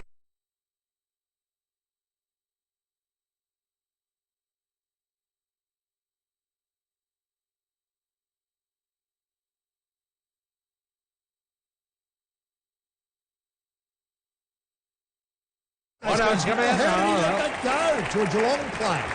Oh, I don't quite hear. And he's given a free to put... No, Geelong. No, Geelong got the free here. And Stokes is back. Lord, he must be made of Teflon or something. Titanium. Back it comes to the front of the pack. Geelong get a kick through. Back it comes. He's done that. Point. Never give to a blood nut in that situation. They're too hot-headed. Aren't they? They can't find the goal. They just panic. They do. Oh, look, there's a lot of old players. Rueful. Oh, they've been there. They know what. Right, the Selwood family. There's three brothers, of course, all playing AFL football. There might be 9 brothers, but 3 of them are playing AFL football. The mum and dad had... Well, they can rag their brother. You missed a set shot right in front. Wakeland with the ball now right in deep defence. They're having trouble getting it out of defence here. Port Power. They're going to have to get their midfield to start running it through this... this is so dangerous going across the goal, man. That's so dangerous. The darkness has descended in the danger zone. Now they're having to start to run it. Come on, make this. Caught with the ball. Brilliant. That was absolutely brilliant. And now that's Brad Ottens, I think, who did that. Well, that's what tenacity...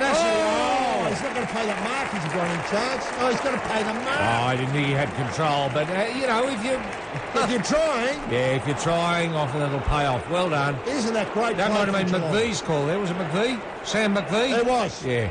Well, he's just hopeless. He'd give anything a mark. Yeah. I mean, that was very disappointing for kids. Don't mark the ball that way. Don't do what Stokes did in that particular moment. That was just a dud. He's going to have a shot for goal. It's going to be bigger than Blighty's if he gets it. No, he's done nothing. No, he's Point. Done nothing. Still, he had a shot. He had a shot. So it's 4-6. So they've really ramped up the points. 4-6 plays 2-2. And we've got about a minute 50 left as I think it's one of the Burgoynes with the ball in the back bit. It's, I think, Peter. They are having trouble coming out, aren't they? They've got to run it out. They've got to run it out. They're doing too much. Or kick to themselves and run. They're zoning up, if that's the right term here. Very well, Geelong. Look at the players they've got between you. Full court press in basketball. Full court press, absolutely right. With a line, a Margino line round about this particular point where it's going to lob here. Up they come over the side. But they've got a chance now. And if they lose possession, then they've got to flood back. I know. Oh, he kept it alive. Might be Burgoyne here. The goalkeeper. Oh, smothered. Smothered again. Oh, he's got it away. That's great play. Oh, that is great play. And now Geelong go forward again. Back it comes to Ablett. He's slipping his knee. Oh, come on, someone kick it. Here we go. Now kick it. 3-1. Bartel. Has he brought that back? He has. The goal umpire didn't move. He has. Bartel.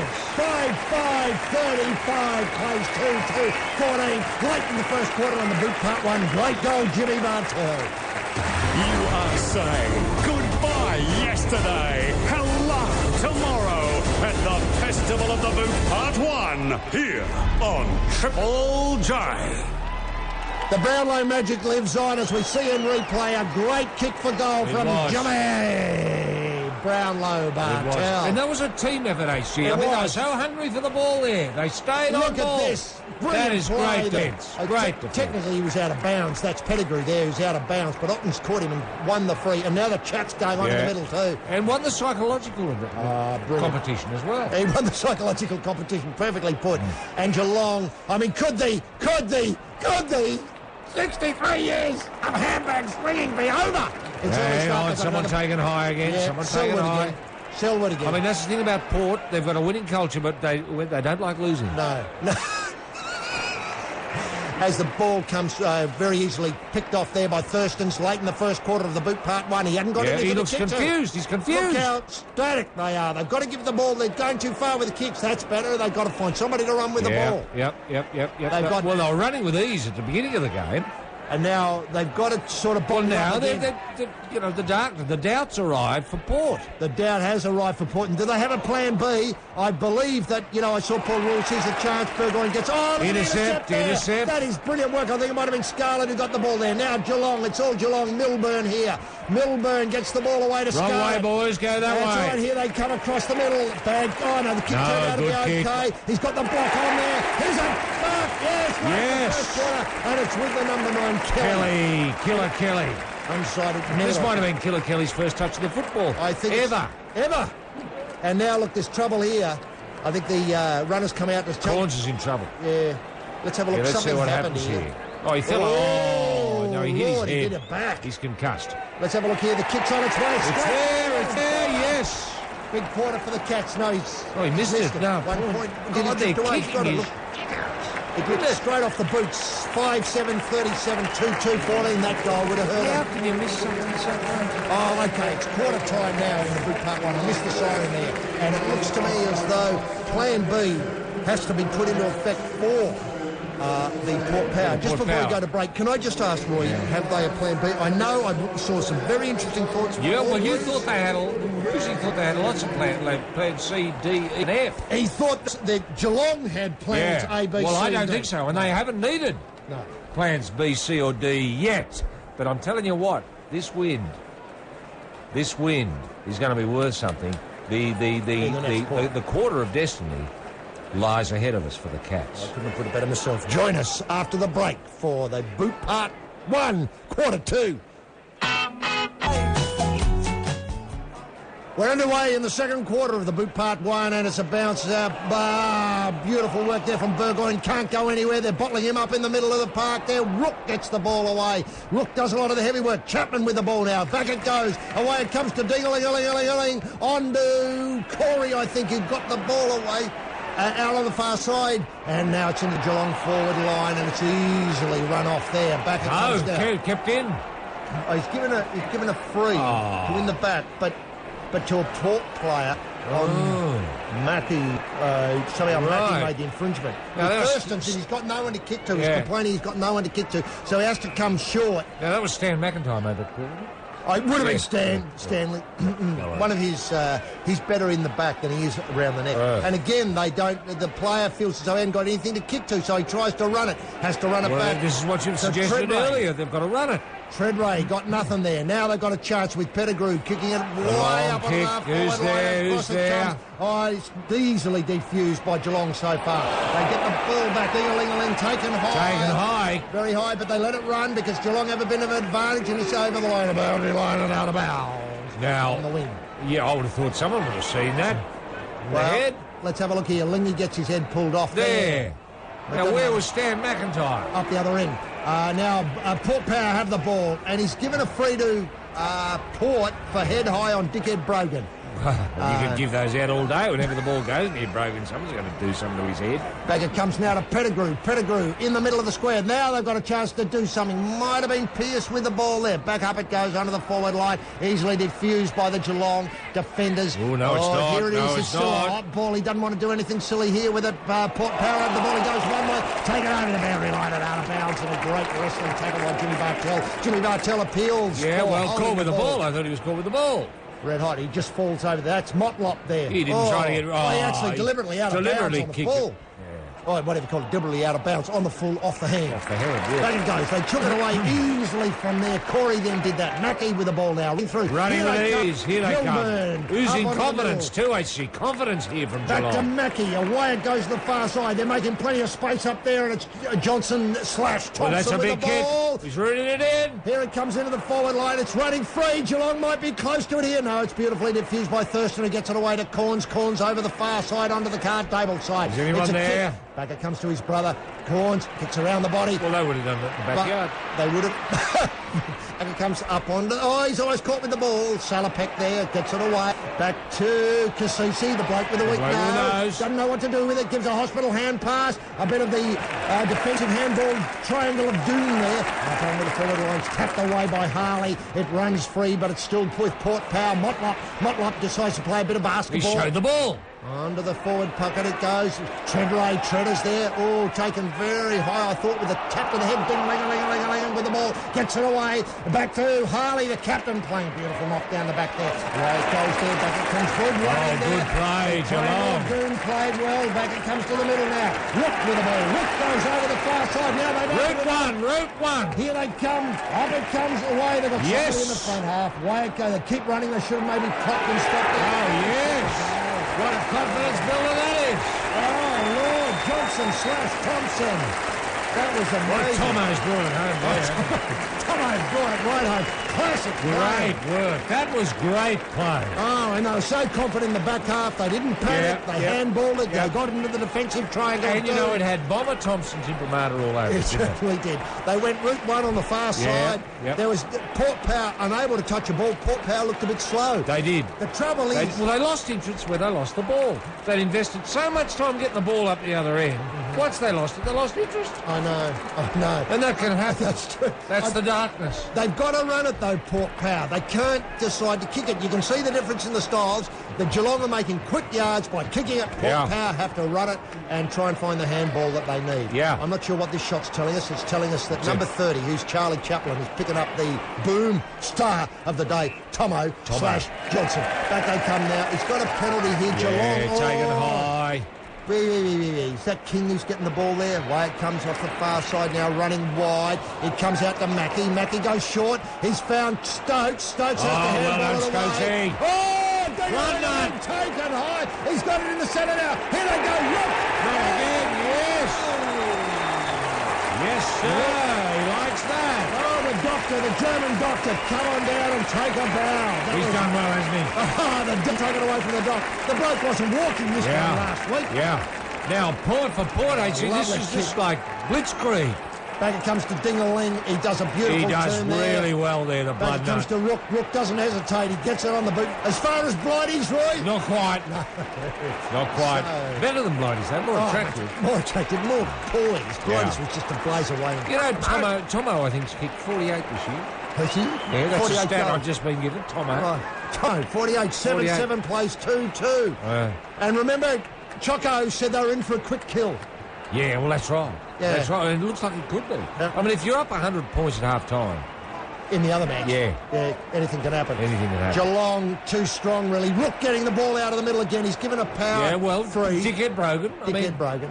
Yeah, Too high. That's Brogan's. Go! Read about it in the paper. Back it comes to Dickhead. Oh, no, it's gone the other way. No, All right. Dickhead Brogan. Oh, Dickhead, yeah, well. On the Corns. Corns looks for a runner on the far side. Out it goes. They're not making these kicks. Cruel play. bounce, cruel Very bounce. Back to Enright, it might have been there. Now it's on to Hunt. Hunt with the ball. Hunt comes back right down in defence. Oh, Back I goes don't to like Harley. this. Harley now in the goal square. He's got to go all the way. There's the view ahead. He's got Rook running for him again. Rook tries to do something fancy. He's by himself. He took the player out. He's got the handball there. Back it comes. It can come back to Rook. Beautiful tick on the... Oh, look at that. Beautiful kick. Right, it comes down. Oh, great play. Great play. Oh, sadly, he had to drop the ball because there was no one there to go to. And so it comes to Burgoyne. Burgoyne turns it over. Port have the... Now they've got a chance here. Oh, they've got to take those marks. Because there's Scarlett down there and away it comes. Oh, well now. done. Good play, Geelong. Oh, Johnson back. It comes to Selwood. Selwood out wide. On to Scarlett. Scarlett starting to run. Hadn't got anybody kick to. Has to go to back to handball there to kick up onto the forward line.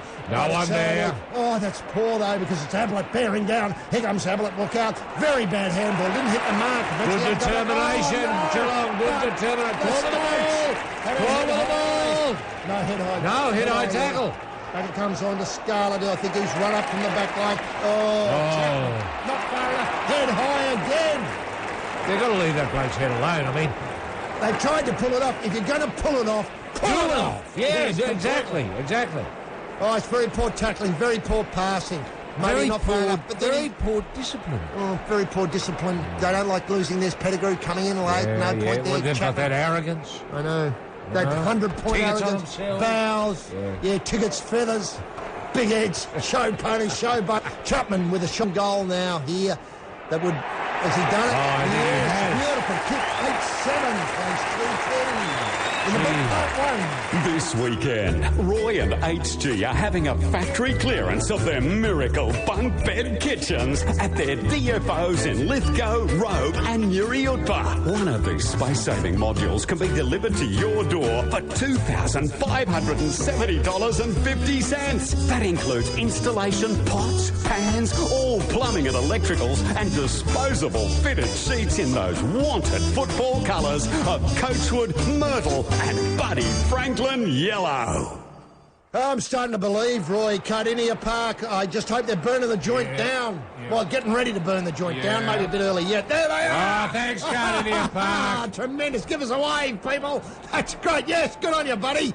Fantastic. Cardinia Park, 8-7-2-2 on the boot part one. It's back in the middle with a bounce. It comes away. This is going to be some sort of comeback. I tell you, once they get another 100 points on this, 155 to 14 points, it'll be some hell of a you can't write Port off, They've got that winning culture. Winning culture. What is the winning culture, Roy? Is it Verdi in the rooms? Is it Swedish pie night on Thursday night? Is it, a little bit of... self-belief. Self-belief. That's what they've got. And now they've got a chance. Here we go. Away. Daniel Pearce there with the ball. Kicks it up into the forward line. Beautifully defended there by the back half, but it spills to Port Power. Here we go. He should have made better there. Ebert, it's still with Port. Motlop goes one way, then the other way. Unable to do much with it. And it's diffused safely, tapped away. Oh, why don't they kick it up and goal? They've had so much of it down there. How did they miss? Well done, Geelong. Let's go. That is great completely hopeless. Rook with the ball. He's got the pineapple ring taken out. Mooney a long way from goal. He's got playing on. Here he comes. Toying with them now. Way over the far side. That's Selwood with the ball. Who's there, Abbott? Hang on. Yes. McLaren has played it. Wait a minute. No, you've got to hit in the head. Is hit in the head. There you go. You can't do that. No, you can't. The ball probably went through for a goal anyway, but the other Ablett, the lesser Ablett, has the ball. Yeah, this is first possession of the day. He's ruled is it first possession of the day? It's becoming embarrassing. It's still close though. It doesn't want to go anywhere. It's a great game. 9-7 plays 2-2 on the boot part. You are saying goodbye yesterday, hello tomorrow at the Festival of the Boot Part 1 here on Triple J. Scotty McLaren's having an absolute blunder. I know it's not McLaren who called that one, was it? That was Scotty McLaren. Yeah. He came in just to stamp his... Well, it looked like a week free until you saw it in slow-mo, didn't you? Yeah, then you thought, fair enough. Fair enough, Scotty, you're really right. Fair enough, yeah. The eye is quicker than the mind with Scott McLaren. And I tell you what, when you're ahead, you make your own luck. You do. That's the thing. When you're ahead by, what are they ahead by now? 7 goals. 7 goals, So hang on, it's 42 points. Yeah. What's the biggest comeback in a grand final? Must be the 70... You have to go back to 1874. Here they go. Ablett again gets the ball out of the square. Away it comes to Mackie. Mackie now goes, blazes a goal. Oh, he's marked it. He's marked it. 2 goals in 30 seconds. That's his 2 possessions for the day. You only need a couple of goals for it. He could have played on there and actually scored a goal. But he wanted to go back and give the crowd something. He wanted to savour the moment. I know, savour the moment. He doesn't showboat. Not live in the darkness. Yeah. He's stepping out of the darkness. And how must the old man feel? Yeah. Here, God. He's kicked it. Oh, yes. 67 plays, 14. It's starting to look embarrassing for the country. We're not yet. No, not yet. No. This is a close game. Got to go on with it. Look, don't go anywhere for God's sake. It's far too early to turn off now. As they get it out, one Ablett there out of the kicks the ball going. Then I think it was Selwood on the far side. Then a beautiful kick. Ablett. Up to another Ablett. Takes it with one hand. He could have gone up and blazed away there, but it's just gone out. Maybe the moment. Thurston just embarrassed by a couple of lapses there, defensive lapses. Yeah. I think Chock's going to have to go. And that's where his dad took the mark of the century, in that exact spot. The mark of the century. The mark of the I century. can still picture that. Yeah, I was yesterday. Yeah. Then he kicked a point. After the mark of the century. Isn't that great? I don't remember that. I still remember. I just remember the mark of the century. And the crowd slightly harsh here at half time. Well, they've taken the Port crowd out of it. They have. The four of them that are there. Haven't they? 10-7. Back at scrap of the middle there, but it's all wrong. It's a free to Port, though. This could turn the game around. This has got Stephen McBurney here. Yeah, it was Dickhead Brogan involved. Dickhead Brogan was involved. He had the ball roost up on. What can Choco do? Maybe gets. He's got a mark. He's got corns up on the and he went the elbow. Yeah, he's got corns up on the front now. He's had to do something. And he went the elbow. He always has to do something stupid, Corns, doesn't he? He does. Now, how long since they've actually kicked a goal? Yeah. Let's have a look here. He's held out by the Ottens there by the looks. Now, this is not as easy as it looks when you're losing by... no. Has the comeback continued? He's put it through. Well done, Corns. There, listen to that. The Port crowd are back in. Oh, yes. So it's 67 plays 20. 20, yeah. Come on, Corns. Yeah, Homeless Australians, is the housing crisis getting you down? Are mortgage payments busting the budget? Are your kiddies going without? Well, why not talk to Roy and HG, the space-saving solutions experts? The space specialists can show you how to cram 12 457 visa holders, each paying $250 per week, into a spare room, and suddenly your mortgage crisis is history. How do Roy and HG do it? With the space-saving solution, the Miracle Bunk Bed Kitchen.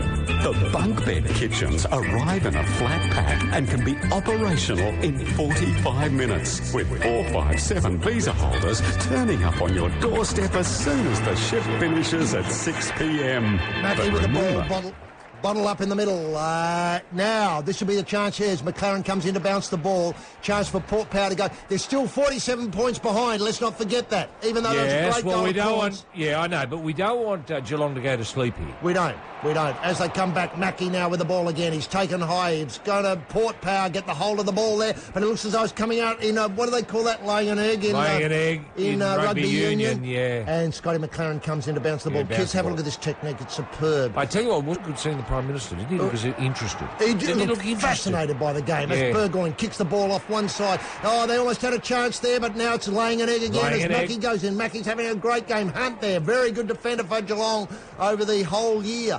And let's not forget that the last time Power beat Geelong, which wasn't that long ago, they didn't have, I think, their A-team in. No. Here we go now. This looks to me as ball up. Stephen McBurney now with the ball. Big the third ball up in a row. Away it goes. Geelong got the ball. Selwood got the ball there. He's got it out wide now. A couple of players ironed out there. Here he comes. Johnson, Thompson. Look at the kick back to Tomo. Tomo's having a game of his life. Incredible. It's great that Tomo didn't realise he was playing until a little while ago. Yeah. Here's Joel Corey through the middle there. He threaded the needle and pushed in the back. Give it a 50. Thank you. No, he's going to go it. But no, he's not. Can he kick this far? He's a long way out. I don't think he can. Cam Mooney. Yeah. Probably, I think, one of the few players on the Geelong side who's played in a premiership. There's a kick. Kick right up there. Has anybody got to hit the post? Hit the post. I think it hit the post or touched, maybe. Off the line, another point. Scarlett, he's had 2 shots today for 2 points. Yep. Go back down the back, Matthew, and shut up, will you? We don't want to see this. We don't want to see this. Anyway, Port have the ball now coming through Chad Corns. He's doing a lot of work. Maybe they put Corns on the ball. It's Corns to Corns. Corns to Corns. Then he jumped in the backyard. No, he's caught with the ball. It spills free. Back it comes now. Geelong. I love it. I love the elbow in the face. I love that. Was that Mooney with the elbow in the face to the Corns? They would have practiced that in the backyard too. Taken one in their head. Yeah. Without complaining. Back at his ball up. Yeah. So we've got 10 minutes left in this quarter, and it's still a 48-point lead. Is that right? 48. Yeah, but roughly. 48-point lead. Here's Ablett. Oh, he's as slippery as an eel. But the he's kicked to the wrong bloke. That's going to happen when you get cocky. Back it comes now out on the far side. The kick doesn't do well because he's Bartlett's chasing him. He has to go the other way. This is the 23. Must be Symes, and he's kicked it away up onto the half. Now, that was... That last goal for Port, that was their first goal in 27 minutes. Wow, over a We quarter were wondering, idly, how long it had been. That's come through from the scorer? Official scorer, 27 minutes. Oh, what's that ruck work to? They're straight to a Geelong player. Now Geelong have the ball back again. Mackey kicking it up onto the forward line. Anyone there? Oh, No way. They've got to do better defensively. Well, who can stop Ottens when he's running hot? No, that's you true. can't. Well, you can't. You can't. Absolutely. You can't stop Ottens. You can punch him in the head, though, and take him out. Even then, No. you can't be guaranteed it's going to stop him. That's a great pick-up from Milburn. And Yeah. Stokes, actually, I might have called that Mackey. Stokes delivers. Stokes a very then good player. Ottens just bumps away, creates space. Charlie Chaplin is pathetic in that thing. He's got to do better than that. Otten's lining up for a goal. I don't think he's got one today. No, he Not hasn't. as far as Blighty by any means. Back it goes there. He's missed it. He's missed it. Point, missed it by miles. But he does get a point and takes the score on to 10-9. 69. 69, I like that. I do 3-2-20. too. So that's... It's a smutty sort of score. It is. It is a very smutty. I could linger on 69 for quite some time. So that's, what is that, Roy? 49 points. 49 points. Can you convert that? That means they have to get an extra scoring shot because 48 would be 8 goals. Yeah. And the 8 goals won, they're behind. So it's an extra score. Back it comes on to Unless Thursday. they get a quick, say, 49 behinds. Oh, look, Tommy! Holding him up. Oh, he's going on with it. Oh, I love that. What a dickhead. You know, I've had my doubts about Rick. I That's love terrible. the arrogance. You know, you show ponies Here they when go. they're put under pressure. Joe Ponies. Oh, that was Hey, just when they pathetic. go to put them under That a bit of is pressure, great they play. turn into dickheads. Dickheads. A bunch of dickheads. Why don't they change the name? I will change the name of the team to Dickheads. The Port Adelaide dickheads. Look, this is the guy the doctor fixed up. He couldn't walk last No, week. He couldn't. He Drive. got the pineapple. He couldn't drive. Couldn't he drive? He's missed it, though. Missed it. Point. How do you miss that? I mean, don't you train during the week? So they're now 50 points behind, are they? 15 points. Well, this is going to be a hell of a comeback. And I'm not saying it's beyond them. 2 ball on the park. Look at that. 2 ball. When was the I last didn't know time we where to saw look. that? This is a grand Oh, final. Treaders, the old man Treaders. Away he goes. Treaders kicks it up over to the half-forward line. Can they get a mark up here? Scarlett defuses it. Westhoff. Is Westhoff done enough to be... Intercepted. There's a lot of intercepting going on. Has Westhoff done enough to be a dire medalist, He's Roy? getting close. On to Milburn. Milburn, look how much space Milburn's got. He touches it down, leaves it behind. Then parks it out. And then Port Power get it back on a turnover. Back it comes. Might be Westhoff again. Oh, he might have done enough. No, kicked him no one. That's pathetic. Back it comes to somebody who's bumped out of the road. Old man Treaders gets the ball back. Wade comes into the forward part. Can they get a mark too on easy, here? too Oh, easy. they let it run. Hunt falls over. Oh, and it's Logan. He gets a consolation goal. What a weird goal. Start of the comeback, Roy. 26 points. Well, I'd played. like to think so. I'd like to see something happen with the dickheads.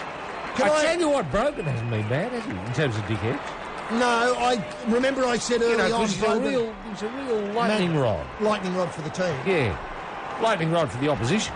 Can I just say that God, Brogan that's a was funny like- show. Are you as smart as, That show. 5th grade? What That's is- so what's the funny. I story? love it. What's the story? Well, you get asked questions of kids in 5th class.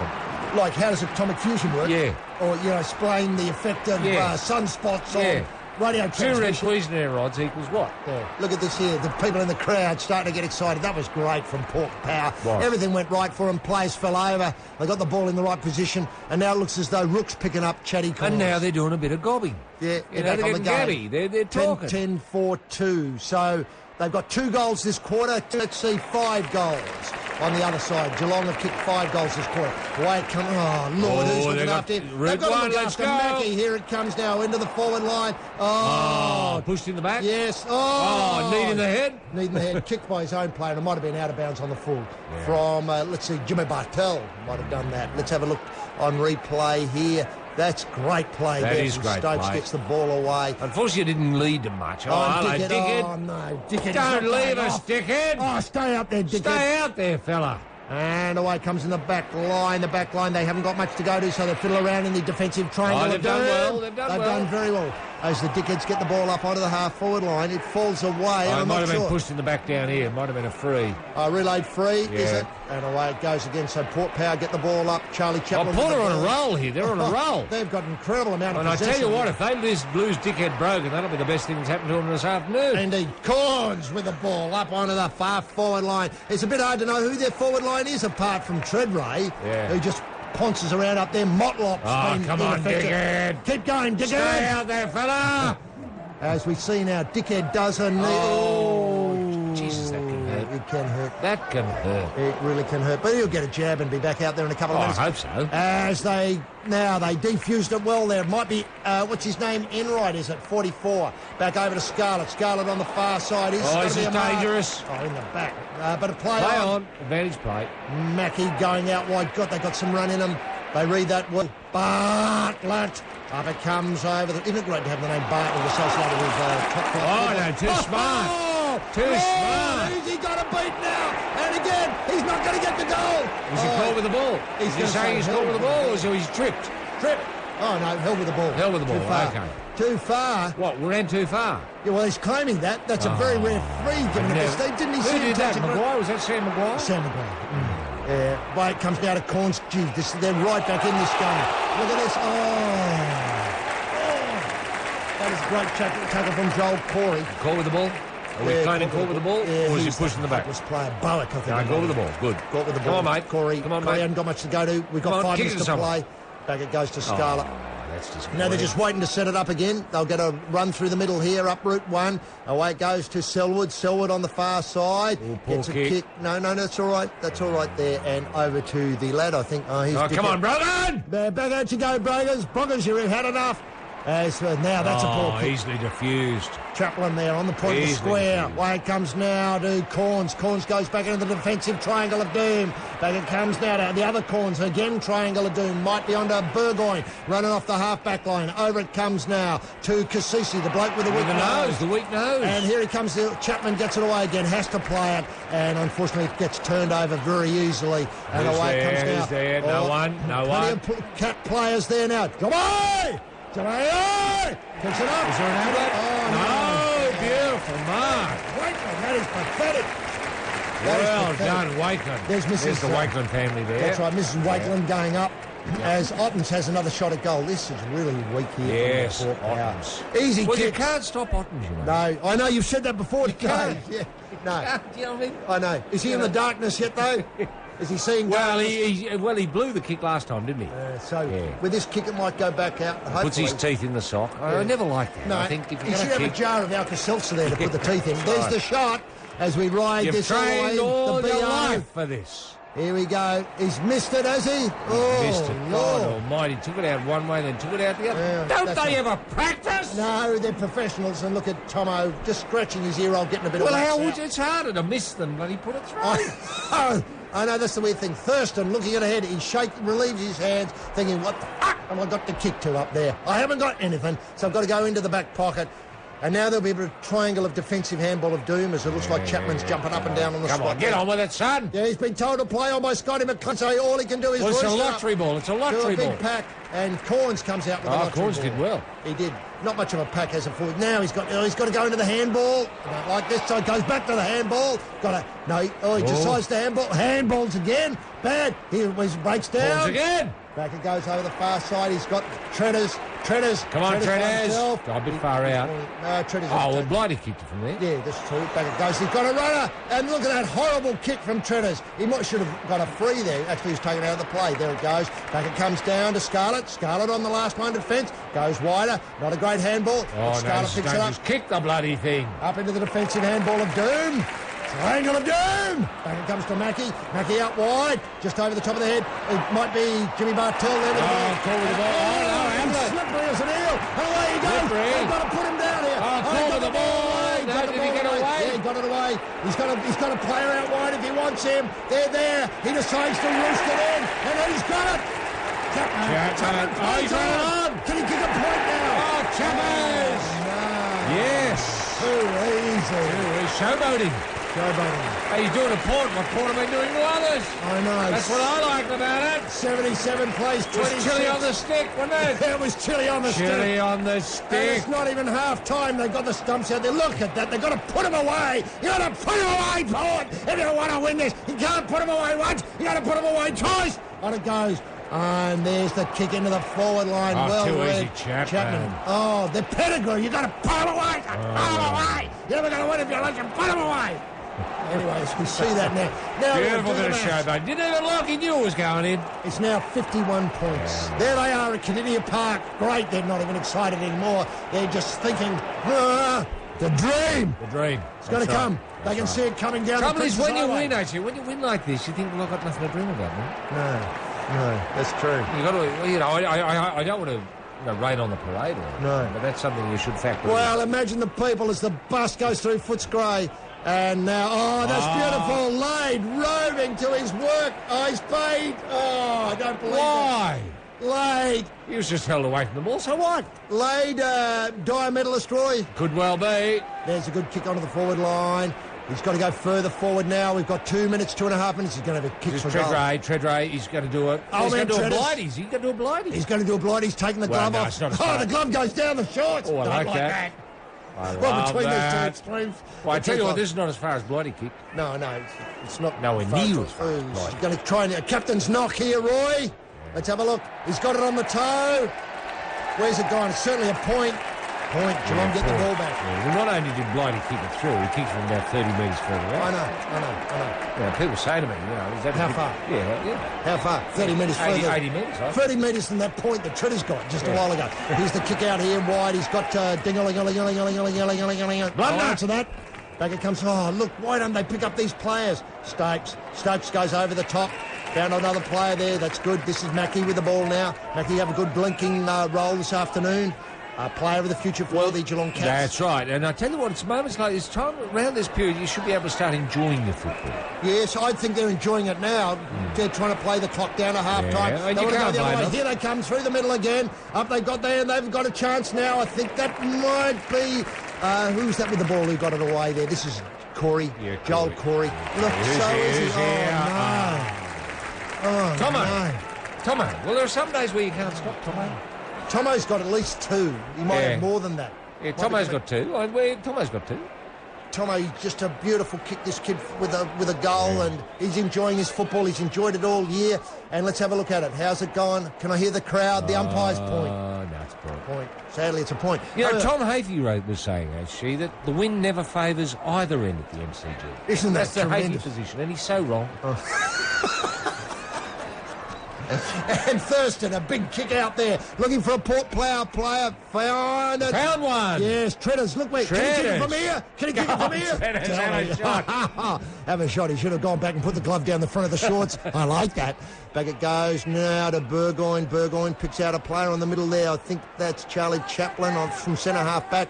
Back to one of the running Burgoynes. Up onto the half forward line now for Port Power at the back. Thumped away. by- Beautifully thumped away. That's Great Scarlett, yes. Great D. They've been very strong in the back They half. have, haven't they? And can you do the maths here, Roy? It's now 51 points. 51 points, yes. As we see in replay, Yeah. Scarlett going up.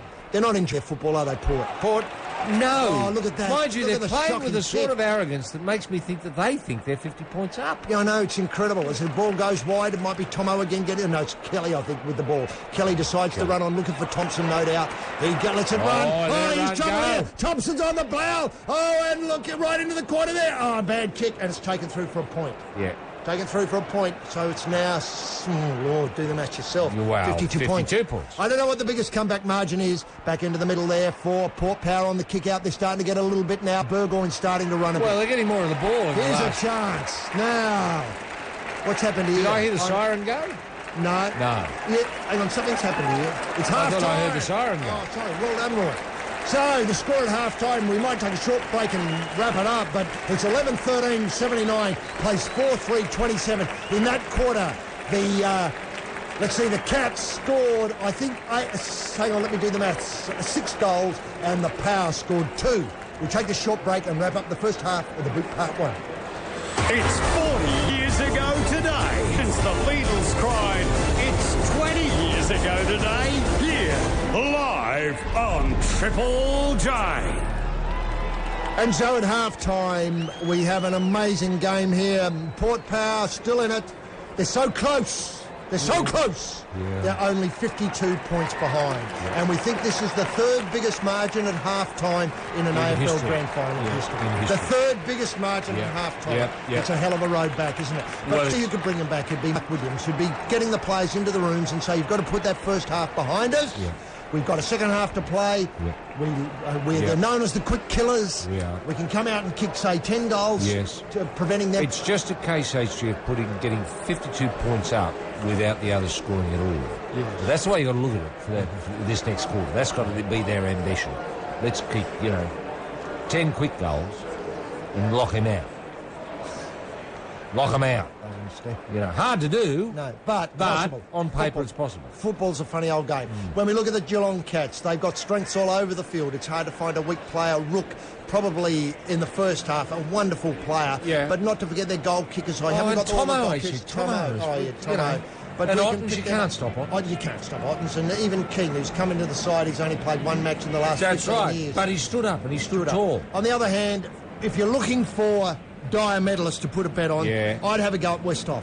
Westhoff. Yeah, did you wanting. Westhoff. Dickhead Brogan obviously selects himself as always a chance in this sort of competition. Well, Brogan's been putting his hand up for a dyer for years, hasn't he? I'd like to know the stats on Surgeon. I know he's down the back, but he hardly does. No touches. No touches, yeah.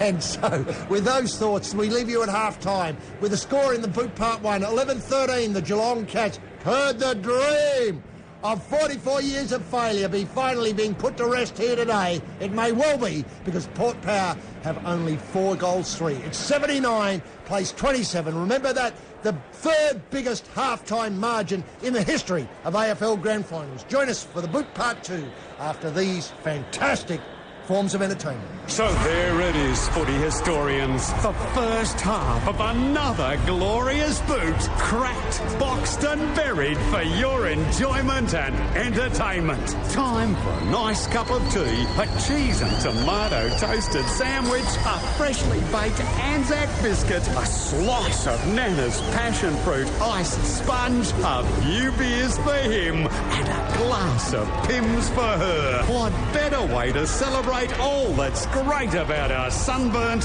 football crazy nation. Join us in a few minutes when we continue to bellow goodbye yesterday, hello tomorrow on the Festival of the Boot right here on Triple J.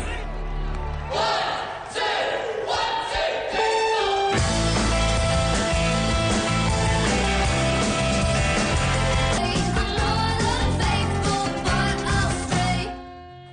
Yes, welcome back to the second half. Everything is in readiness. Roy, you were scouting around the rooms, talking to a lot of experts here. I did. I saw Gary Ablett, Gary Ablett Senior, and Gary was going to the rooms to talk to the boys. Yeah. Did he have a message for you, a word for Triple J listeners? Yeah, he said everything's going according to plan, and oddly enough, Bomber Thompson said the very same thing. Darkness, did he mention darkness? No mention of darkness. Cardinia Park, a message for the people of Cardinia Park? Yeah, stay warm, stay cool. Stay cool. The breeze, has it dropped at all, do you think? Look, I think that the breeze has disappeared, actually, but it's now very overcast. Different conditions now, different game. You can see a couple of the Geelong players nervously fiddling with their dudes. Or wiping their hands on their buttocks. If you've just joined us, it's 11-13 to the Geelong Cats, who haven't won anything since 63, to 4-3 to the Port Power. It's a very lopsided game. Plenty of interest, though, Roy, in this second half. Enormous interest, actually. Can the Port Power come back into us? Get the ball underway again. It's tapped away. Dingaling tries to get the ball out. Rook again with a kick out of the middle. Up onto the half-forward line. Bounces. And who comes out with it? They're knocked over in the rush to get the ball. Looks like a bit of Port Power there, but Geelong get the ball away. On to Corns. Corns gets the battle away. It comes free. It's still all Port and Geelong screwing around in there as Toby Thurstons gets the ball away. It's knocked down again. Too slow to get rid of it. And now it comes on to Stokes, who did a knee and cruciate ligament early on to too Cameron. easy. Too easy. Mooney there in the forward pocket. Well, I don't think Moons will kick this. I'd be surprised. Could Blighty get it? Good tackle there. Well, it's Ball nowhere spills near the through. bloody spot, is it? No, nowhere near the No. bloody spot. It's great to see Cameron Mooney. I love seeing Mooney with the ball in hand. Yeah, who doesn't? As he comes in now, kicks the first score of the second half. Oh, no, he's kicked it. Oh, moves. He's lifted. Oh, Cameron Mooney, 12-13 to 4-3. And Well, remember, that's- it's third that's the greatest way- half-time score. Yep, that's the way you want to start a half. Yeah. Isn't it? That's 30 the way seconds. you want to start a half. You certainly do. Within 30 seconds, you got one on the board. I know. You know? I know. It didn't look good. It was, and now it's all for the Port Power people to do. Yeah. I mean, they would have been embarrassed only kicking 2 goals in each quarter. Yes. It's a long time since a team's come back And from. psychologically, you may never recover. A lot of these players may never recover. No, true. I suspect a lot of retirements at Port Power should they lose. Yeah. However, if they come back, a lot of them will think, oh, Yeah. go out another year. God almighty, hasn't razor blade technology gone through the roof? It's You know, just I got one the other day. It's got 10 blades on it. It's got 10 blader. Do you use them all, Roy, or do you Yeah, have some you do. spare? You use them all. Right. And Wakeland's... You know, each one cuts that little bit lower.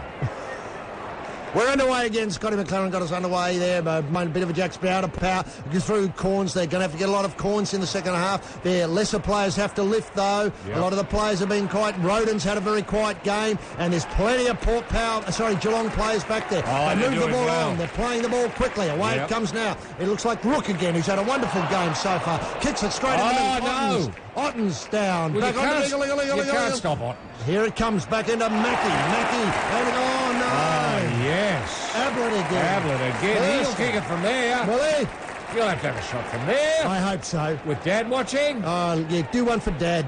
Put one through for Dad. For Dad. And imagine how Dad would feel. Look at this. He's on the break. Thurston nowhere able to get anywhere near him. You know. I tell you what, you get the impression, really, Geelong are just 2 or 3 steps faster. In every department. Would that be right? If they had the every sprint, department. if they had the sprint, they'd win it by They'd 2 or win 3 minutes. He comes in for his third goal, I think, for the afternoon. He's He missed it. doesn't like, oh, no, it's No good off the boot. It doesn't even make the distance. Blighty would have been very disappointed. It's Yeah. out of bounds. Out of bounds for a throw-in now, I think. Yeah, it is a throw-in. Well, that's good for Geelong because Oh, they're not going great for bad. Geelong. It's not a bad result for them. No, look how overcut. We might get rain. When was the last time it rained in the grand final? Right? Oh, You have to go back 3 or 4 years ago. True, 3 or 4 years we ago. got rain? Yeah, we had a flood, I think, Yeah. in the back there. The play on. Yeah, no, he's picked out the free there. Now, Port Power have to get their lesser players going a lot harder. Well, yeah, That their was good Burg- players are playing well. Yeah, Burgoyne to Burgoyne there. They're about the best players, but it's Geelong again Oh, here. again, look at that. Ottens, well, you can't stop on the Ottens. Stokes, I think. And look, they've got 2 or 3 players there. Hunt up from the back line there. Now looking for Obin Well, kick. everyone's hungry now. Geelong are hungry. They're not in, and it's stumped through for a behind. Yes. Touched, 86 plays 27, and that was the best Charlie Chaplin could do there. He probably could have taken the mark. Yeah, he Because didn't that want to. He point didn't could want come to. back and bite him on the bum, Roy. Look, he could have easily taken the mark. Yeah, I don't know what he's I done. don't know what he was thinking. Failure of A boot. brain explosion. Brain explosion. Now, so 86 plays 27. The score is 61 points. Lead to Geelong early. Oh, look at he this. doesn't know where to They're go. pressured again. They've bottled this zone work up They have beautifully. this full court press that they've. Perfect. Look at the man-on-man all over the field in front of us. Yeah, Man-on-man. and we haven't seen this since '63. No, when they lost. And there it goes. Now they've got Geelong outpointing them there. And Cameron Mooney took an easy Look at mark that. over Chad Corns. Chad Corns, I don't think wants to be there, really. As Geelong get another mark in the forward line, this time to the goal-kicking genius of Thompson, Nee Johnson. And Come on, he's, Tomo. What's Tomo doing? he's kicked to the hot spot. Oh, it's Geelong no. again. Doing it. Bartel! They queue it up. Bartel! Bravo, Bartel! He's already kicked one. Oh, it's Oh, the getting fans embarrassing. are liking this. Oh, The they fans are. are. I wonder if we get a shot at Cardinia Park. Yeah, and the fans there just after this. This is very poor defence here. It from- is. Well, they've lost interest. 9. Who was that? Surgeons had a shocker. An absolute shocker. Could be dimetallist. Good bet. It's up to Williams to get the message out. Get interested. Get interested. Yeah, this is football. This is the grand final. Do I have to explain it to you? Would this be their second goal Yes. of the quarter? Yeah, of the quarter. He's got it. Yeah. He's got it. Yes, he's got 2 goals. That's now. 2 clear goals out of behind. And this they've score. only played about 4 minutes. Yeah. So what are we up to now? Roy, can you do the maths here for me? It's up into the 90s for Geelong. Yeah, It's 27 13-14. plays 92. Yeah, what's the difference there? It's not quite 70, is it? Not quite. No, is this going to be the biggest comeback ever? 64 point margin. 64 points, over 10 goals Over already. 10 goals already. But it's good enough. There's still Yeah, I plenty know. of time. Yeah, plenty of time. And it's not beyond them because let's face No, it. because a lot of them are quite skillful. Man, 65 points. So 10 goals in it, almost 11 goals. If they get interested, if they want the ball. Are they in the darkness yet, If Roy? the sleeping giant can wake up. The sleeping giant can wake up. Beautifully put. The sleeping giant from Alberton. There's a lot of interesting players there, and wags, wives and girlfriends. Of course, they love it. They love it. It's a real day out for them. It is. And now this punching. no. They're trying to unsettle Rook. Probably a yes. wise idea, I'd say, given the way Rook's been played. But the umpire wisely let go on. Oh, they're into it again, Geelong. Geelong come out with the ball. Too easy. Oh, no. He's not going to allow that, surely. I hope he does. Yes, please. Oh, bad. Out of bounds on the full. Hello. A lot of going on here. A lot going here off ball. Yeah, a lot of off ball. And We you didn't have quite to get that say, covered. if you're not winning the match, you want to win the fight. 2 burgoynes on screen. You don't often see that. Yeah, just like the backyard. Now, I think they've got a free in the middle here. Yeah. A free for the... an earlier indiscretion. An earlier indiscretion. Yeah, very good. And it's going to be a burgoyne through. Now, he's got it out wide. The kicks are sort of his Pettigrew. Pettigrew? We haven't seen much of Pettigrew. No, we haven't. They've got a free man here, Here's Pettigrew again, is it? Might be back. They got Roden, who's not been sighted at all. Roden, rather, who's not been sighted. Well, we don't often see the ball up his end. No, that's true. Fair enough. I don't know how many inside 50s Port Power. Port's had, maybe 3 or 4. Yes. Against 80. On the other end, absolutely right. It'd be an interesting stat. And Roden now coming in to put on a chance for his first goal. God, they're lifting in. They are. Well, they're looking interested. They're back interested. Oh, no. Is that the bruise doing that, Roy? Yeah, it was. Didn't account for the bruise. No. Should have kicked it towards maybe Choco's box, and then it would have swung around with the bruise. Yeah. Look at Williams there thinking what might have been. You know, he's probably... Quick killers, Port Power. They were going to have it done by about now. They were. And you probably imagined it round the other way. You know, Port on 92, Geelong on 28. Is that how you think he would have imagined it?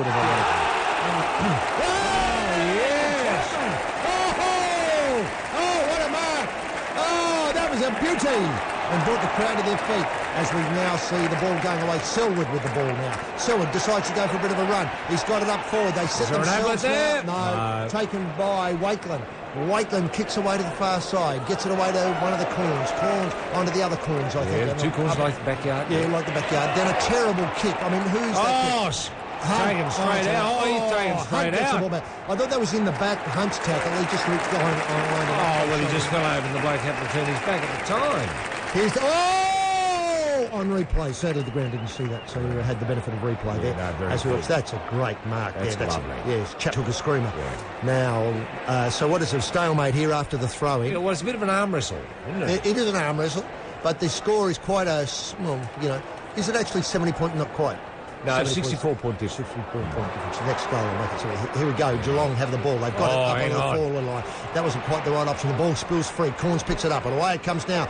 Over to Charlie Chaplin, who's running it out of the back line. He's running with enormous freedom. Cassisi there, the weak-nosed Cassisi.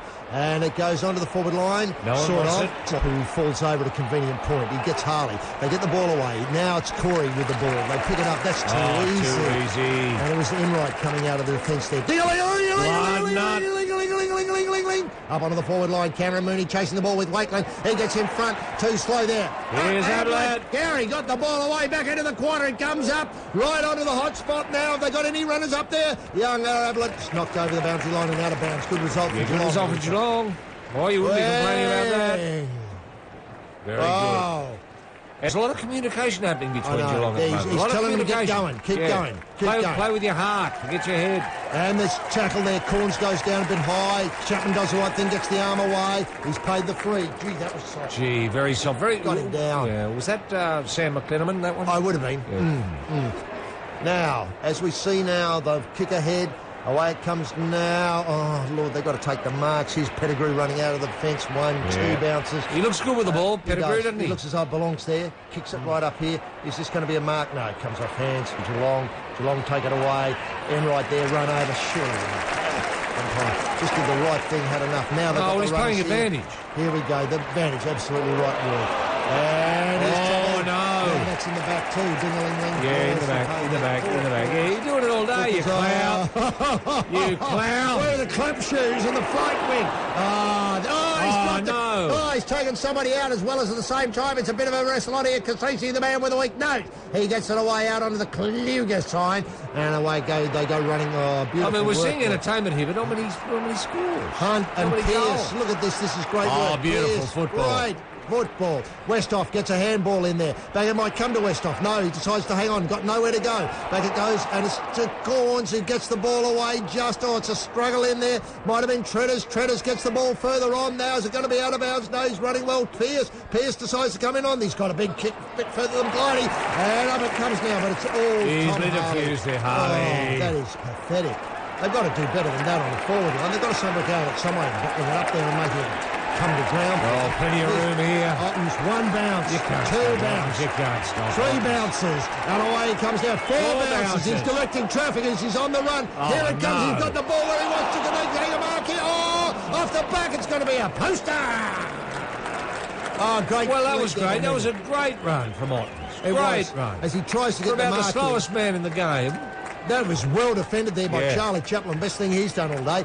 Right on Wakeland, probably in the back. Out it goes on the far side. The Port Power take it away. Corns there with the ball. He moves it up onto centre wing. It's a chance here for Treaders. Oh, man, Treaders just catch the ball with the boundary line and out of bounds. But they are finding a route on that far side here, aren't they, actually? They're working hard, Port Power, to get into it. Yep. But sadly, it's not showing up on the scoreboard No. yet. We've played half this quarter, roughly.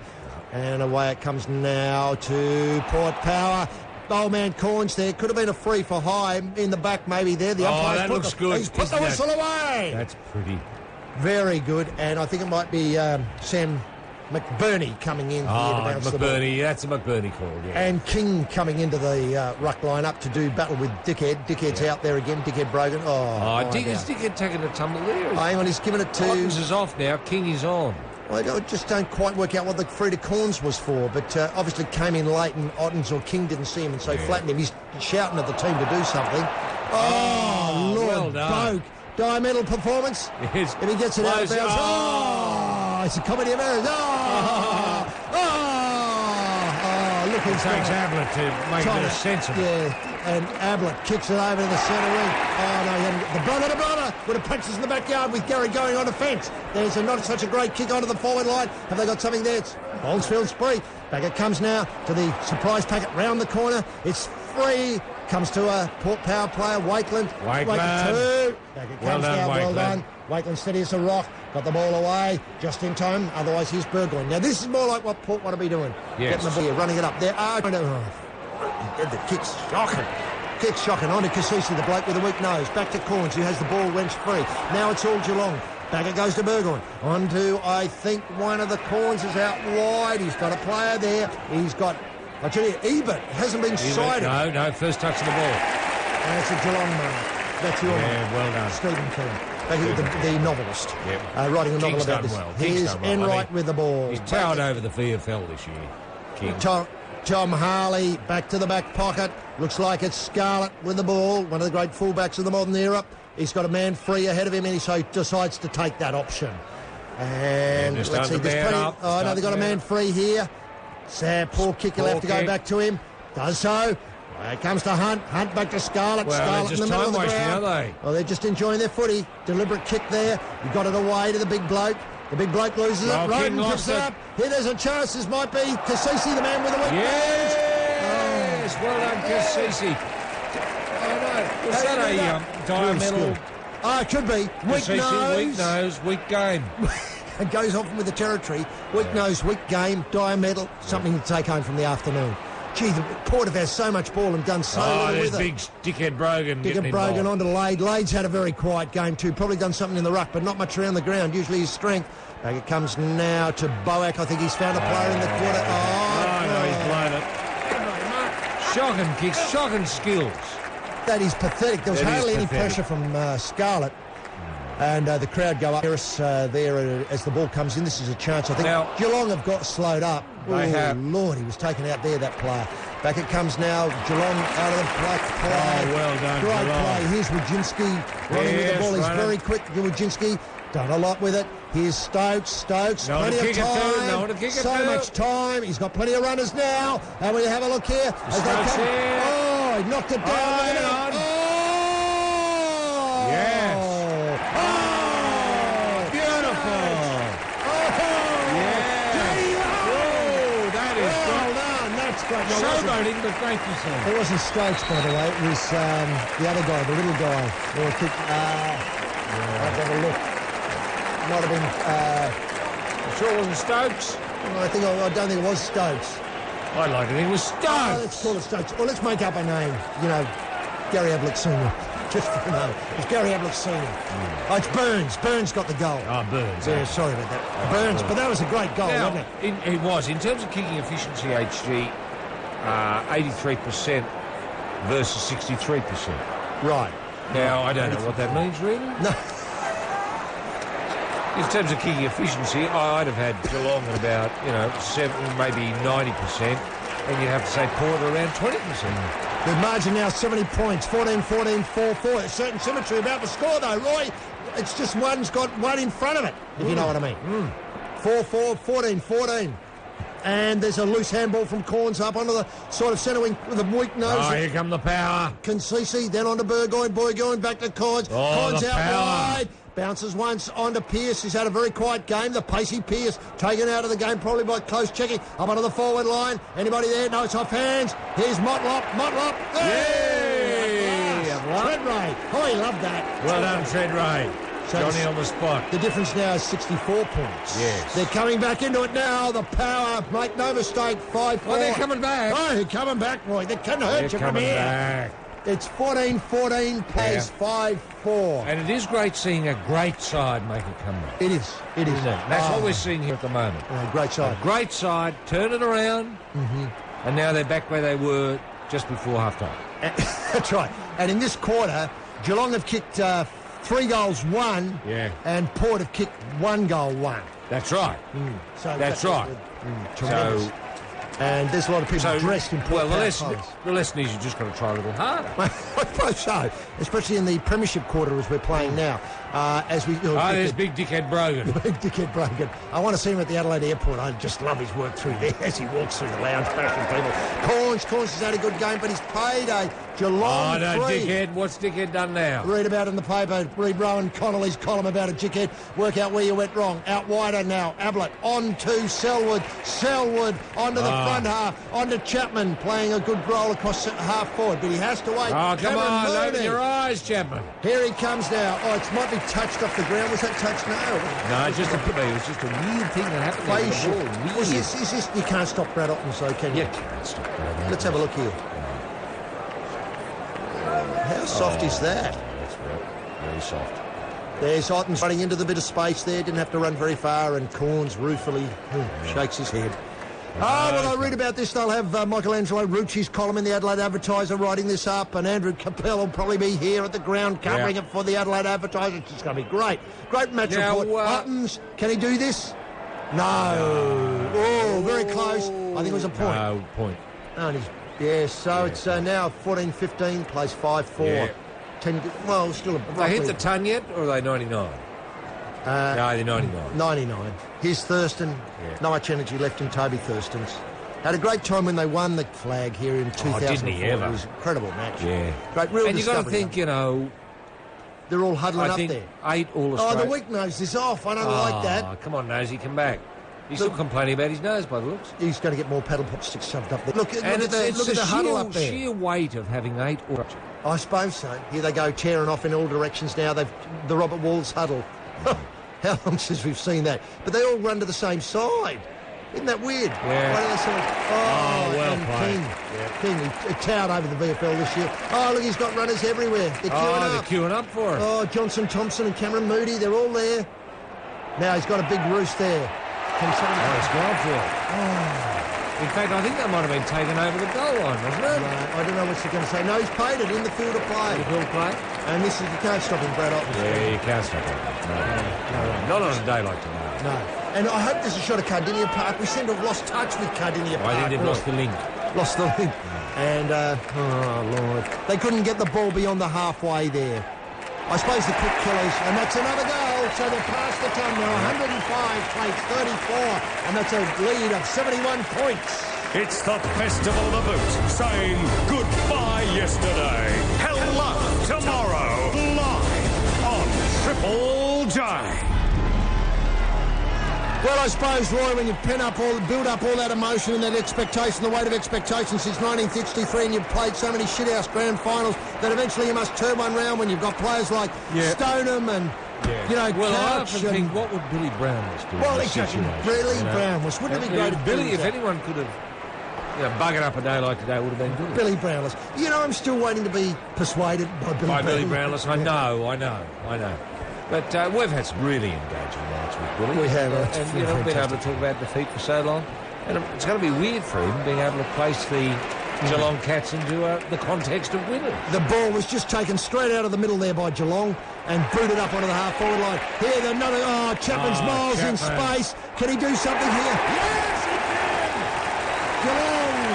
Geelong! They're coming over with a wet sail here. This is good. Yes, we are Geelong, the greatest team of all. We are Geelong. We're always on the ball. We play the game as it should be played. At home or far away. Our banners fly high from dawn to dark. Down at Cardinia!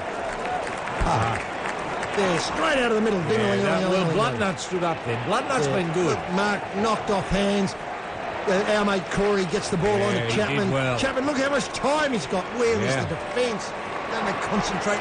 Isn't Williams training these people? Yeah. I mean, this is an embarrassment. But coming back to that pent-up emotion, all these years, all that failure, Roy. Yeah. Failure. That's what you think about. Yes.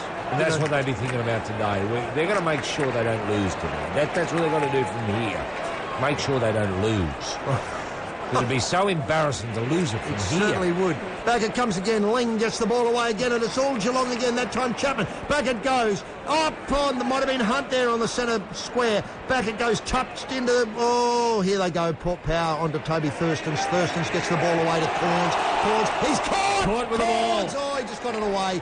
Turned over there. Again, they can't even hold the ball. Back it comes to Port Power. Back it goes to Road and caught with the ball. Caught with the ball. Caught with the ball.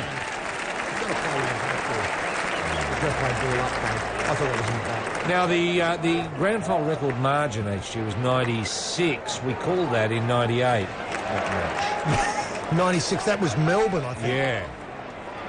Melbourne was the losing side. Look, now Geelong have got the ball back. Yeah. How did they do that? I don't know. Cameron Mooney. Look, he's got runners here off their thing. Well, you've got to say, in a game like this with such disparity, there's got to be some collusion from the opposing team. Is that your theory? How else did they get a ball down there? Look at this. How else did they get a ball down there? Got a goal. Point. Oh, what a great... Again, King having a go at goal. Yeah. Collusion, what, you mean Centrebet style collusion? I don't know. I don't know. All I'm saying is there are things happening. The ball's getting down, you know, the Cats attacking end without any assistance from the Cats.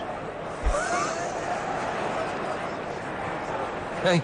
Work it out. I don't know. I know, look at this. If this game was being played on the subcontinent, there'd be questions asked. There certainly would, both in Pakistan and India. It's certainly got a touch of the John the Bookies about it. It does. I mean, could the record be threatened here? I mean, our scorer, Well, the David record, Moore, well, it's 96. has got it up to 78. Record, yeah. 78. So they only, how much do they have to get? They only have to get... Well, they've only got to get another 20 points up and they've got it. Isn't that amazing? This is hard to imagine that everybody had such high hopes of this game. I know. Now It's going to be an there's arm wrestle. Geelong free. And now we're in some sort of slow time here. Geelong free. Chapman roosts the ball up. Oh, he's all by himself. Whoa! Comes off hands. No, out of bounds. Out of That's not too bad. bounds. It's gone into slow motion, though. And it's not Oh, even no, third he's quarter. annoyed. He thought the ball should have come to him. Well, he Yeah. thumped in the chest. Yeah. That's Cameron Moody. Loves talking to the umpires. Has a great relationship with the He umpires. does. Often goes out to dinner with them. Ball comes off hands, back to Port Power. Port Power can't clear it very far, though. It's right out on this, away from the card table side. Plenty of room. Away! Gets the ball back. And away it goes now to Selwood. Selwood onto the running with Jinsky. Oh, they're all Wojcinski's queuing up. quick. Everyone's All involved now. Oh, look, everybody's in the front half. Oh, off hands. Can they get it in the back? They can. Oh, not much of a kick. He's paid something here. Yeah. So what it is. Go Geelong's way, I suppose. Do you know what? I'm starting to think the umpires are colluding as well. I think they are too. Look, would you say was that? he pushed in the back? Oh, I suppose he was. No, he did That's this. the game. That's Pettigrew hadn't had a game. Do you think Pettigrew could maybe put Pettigrew. Abbott's coming on. Yeah, for Why? rest. I rest before I forget time. Okay, cool. Played the last whole of the last quarter. Looks like he's got a bit of the bloke's blood, nose blood on his back. Kassisi. Cassisi's nose blood. They'll all want some of that now. Oh, they will. And Charlie's... Charlie. Oh. Yeah. Charlie. Well, that might have been the blood he got, not Kaczynski's bloody nosebleed. I know which you'd rather. Oh, the nosebleeds every time.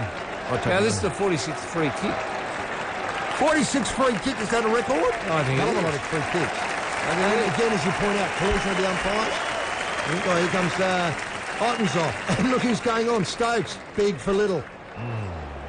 Not often you see that. in No, you football. don't. I mean, I hope Stokes goes You into the never ruck. see that. That'd be Tomo just poking it in the eye of Choco Williams as we see Nathan, Nathan, didn't it? Yeah, it is. Lining up. Oh, Good one, mate. good kick. Oh, okay, so it's 84 points. That record margin again, 92. They've got 8 points to get on the boot, part 1. Builders, worried about federal and state occupational health and safety bullshit with your 457 crew? Well, don't.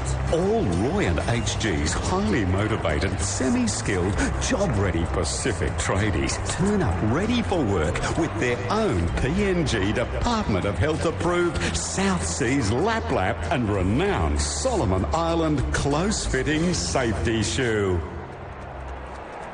Well, as we see on screen, Nathan now fiddling around with a bit of gum. He's been How many's he chewing all kicked afternoon. today? Is that 2 for Nath? We think 3 now. 3 for Nath. He got 2. Remember, right at the That's start of right. the second half, he's kicked all his goals in the second half, I think.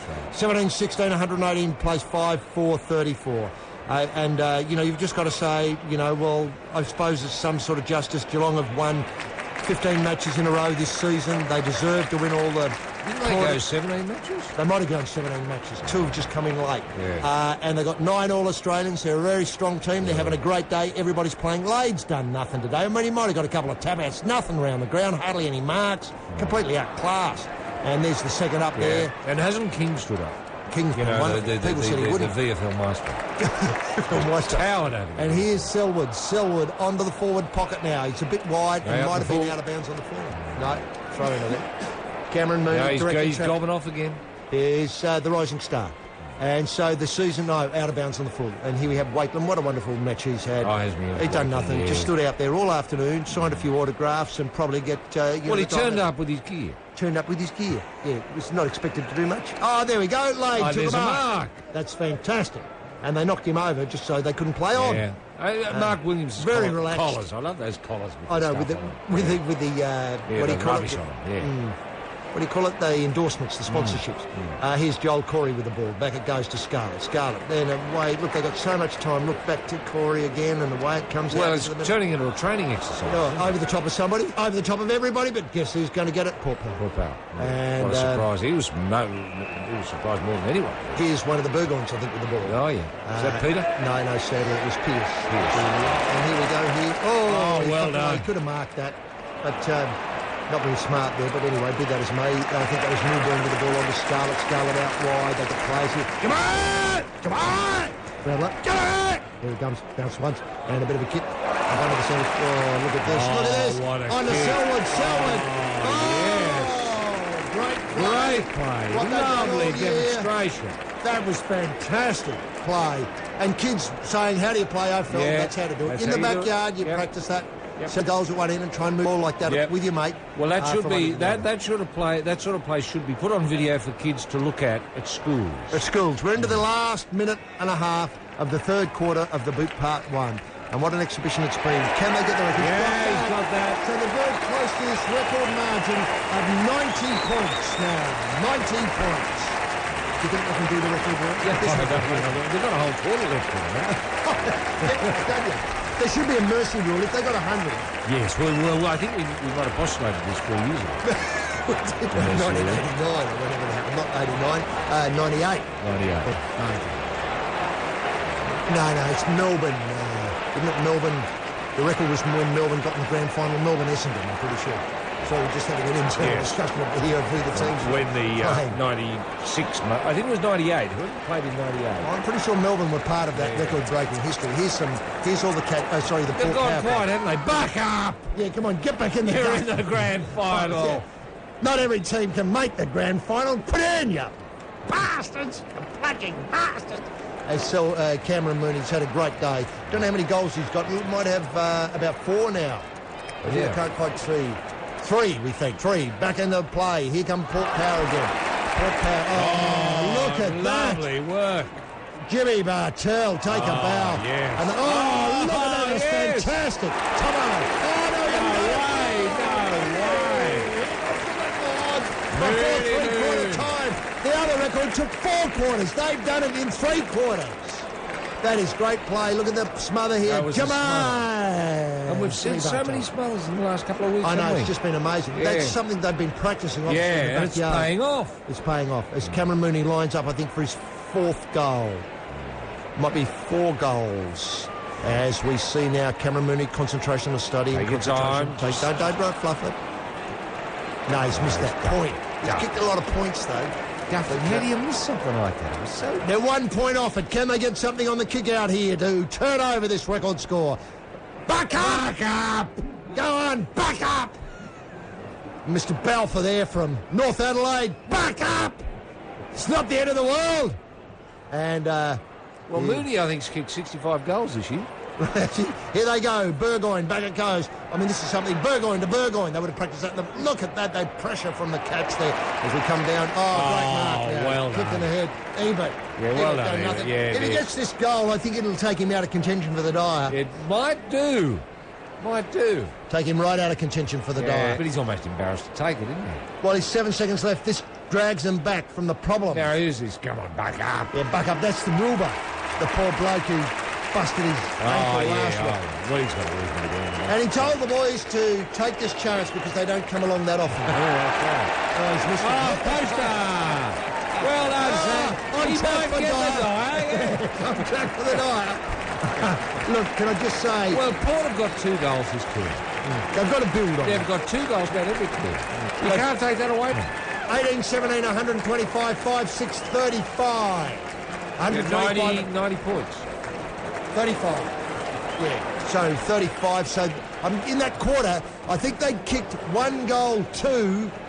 The Port Power, Geelong, managed to kick 6 goals, 4. Yeah. Hell of a lopsided game. We await with interest the final quarter of the boot to see if this record that has stood since 1898 1998 can be broken. Join us for the final quarter of the boot part 1 in a few minutes' time. This is finals football. The Boots, part 1 and 2, saying goodbye yesterday, hello tomorrow, live on Triple J. And so the final quarter is underway, just about to get underway here in the boot part 1. That score again, if you've just joined us from putting out the cap, 18, 17, 125, place 5, 5, 35. Enright has got a lot of the pill today for the Cats. Burgoyne has had a lot of touches for Port Adelaide, but they And the haven't Corns done much. boys, they'd be lost without the Corns. They would be. Look at Adelaide there. It's a forlorn looking sight. Yes, there's Port Adelaide. Of course, familiar sights for everybody inside. the memories. The memories of those places. Fabulous town, Adelaide. Port Adelaide in particular, Albion. There they are, getting back into it. It's great to see Port Power people. Yes. Haven't given up hope. No, of course not. Because they don't want this record. They're Geelong people, of course, actually. And you can see the Cats there. They'd be deliriously happy. Deliriously happy. Imagine the bus Well, going back many down. of them actually haven't been born. I know. They only know loss. They only know loss, yeah. And the cup going down on the front of the bus is just going to be magical. Yeah, and what a night. Here he is, I would Howie. encourage everyone to go to Geelong. This is... What a night it would be. Yeah, it'll be fantastic. Everybody will buy you a beer. This is Howie's Sports Lounge. Howie there will be doing his best in the Sports Lounge and taking on everything there. They're deliriously happy. Otton's the big O. No one can stop. And ding-a-ling-a-ling in the background. No, he's not in the form he's in. He's just tremendous. And so we're into the final quarter of the boot part 1. Can this record be broken? The steam's gone out of the game because, let's face it... Yeah, I thought Port would go the thumb. I really thought they'd try to Yeah, they probably have. Yeah. But it didn't work because Kasisi came off with a broken nose. There's still Geelong getting the ball out of there. Gee, they'd be lost without the Corns boys. They've got about 60 the Corns boys are amazing. possessions between them. Look, Geelong's still going hard here. Away it goes on the far side from us here. Out wider still. Look at that handball. It's a training drill. That's Hunt. Very good player all day. Does a lot of work down the back half. Somebody in front there for Geelong, and they pick it up. They recover well, and now it's got to go out to sort of go in. Motlop a long way from goal there. Up it comes now. That's Charlie Chaplin with the ball. He kicks it all, but it looks like all Geelong. And that's Brad Ottens taking the mark there. Away it comes towards the card table now. Plenty of players here queuing up. Good talk. Jemai!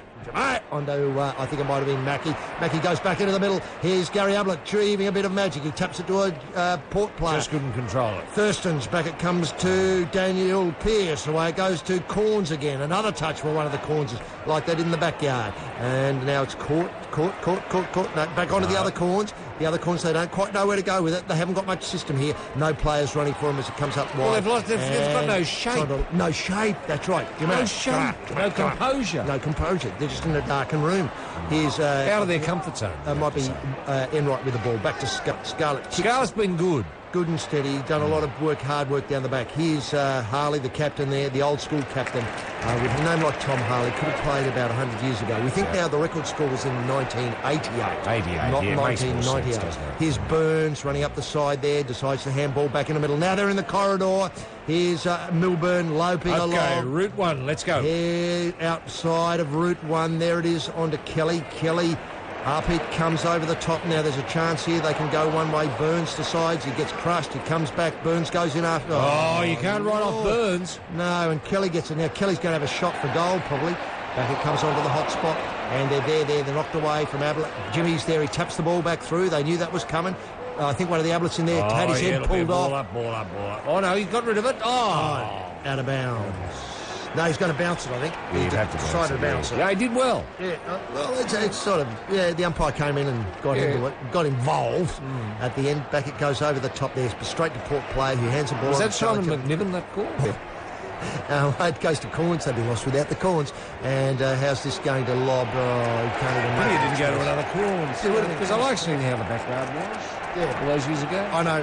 You don't get it so much with the Burgoynes, do you? No. One plays in the front half. There's no sense the Burgoynes ever played together in the backyard at all. No. Because they never kick into each other. Not like the Corns boys. They can't avoid it. No, they seek each other out all the time. He goes up and Cameron Mooney sees the ball over the boundary line and out of bounds. Oh, Wakeland will be very disappointed. What could he do? I mean, at this point, Williams, he's just going to have to... There they are, Kennedy Park. Beautiful. The sight there, just fantastic. Yeah. Roy, about this stage last week in the game, you get a free hit. Around the neck. Blighty, I think, suggested that the back line and the forward line swap. Oh, what a good idea. Well, Blighty's always coming up with something like that. It is something really stupid. Yeah. Do you think that could work here? I mean, it couldn't do any worse. No, it couldn't. Oh, great tap there from Jimmy. Jimmy back onto Scarlett. Scarlett, now they've got it where they want it. Nathan Ablett going up one way, then goes the other way, gets the ball away. Through forward, he's bad, hot. Handball, rode the bump well, chips over the top. How's it going to land? No, he's got it on the toe here. He's going to have to go the other way there. Lair Ising, beautiful work in the back, probably. Back it comes now. Oh, I'm almost Corns to Corns. Corns. Look out, he's in the gone. backyard. Oh, no, just fell over there. Obviously, Salopek came in and helped out. Now, the kick doesn't do anything much unless they can get away with Treaders. Leg, oh, he had to handball it away. Now, he got it. Plenty of Tarley there. Tidies up for them onto Scarlett. Scarlett's been solid. Solid. Back into Route 1 territory. Chapman a long way from home. Well, Chapman, Could he kick it from here? No, you can't. B.O. and Chapman. God, look, he's had a go. Oh, he's had a go for it. Oh, it's got to be a three. Cameron, you can't do that. Wakeland, here's the record. You can't do that, Wakeland.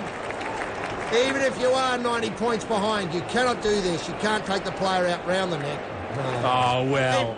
Now, look, can I just say, I thought that was collusion on behalf of the umpires, Port Power, the administration of the catch, Cardinia Park, Wakeland, and obviously the boundary umpire thrown in. That was Sam McNaughton. It was. One of the boundary umpires today is Stephen McPhee. Yes. And there it is, there's the record. The premiership winning record has just been established here at the G today. Yeah, but they've got to maintain that. They've got to hold that record. I know. Well, that's the hard bit. That's the hard bit.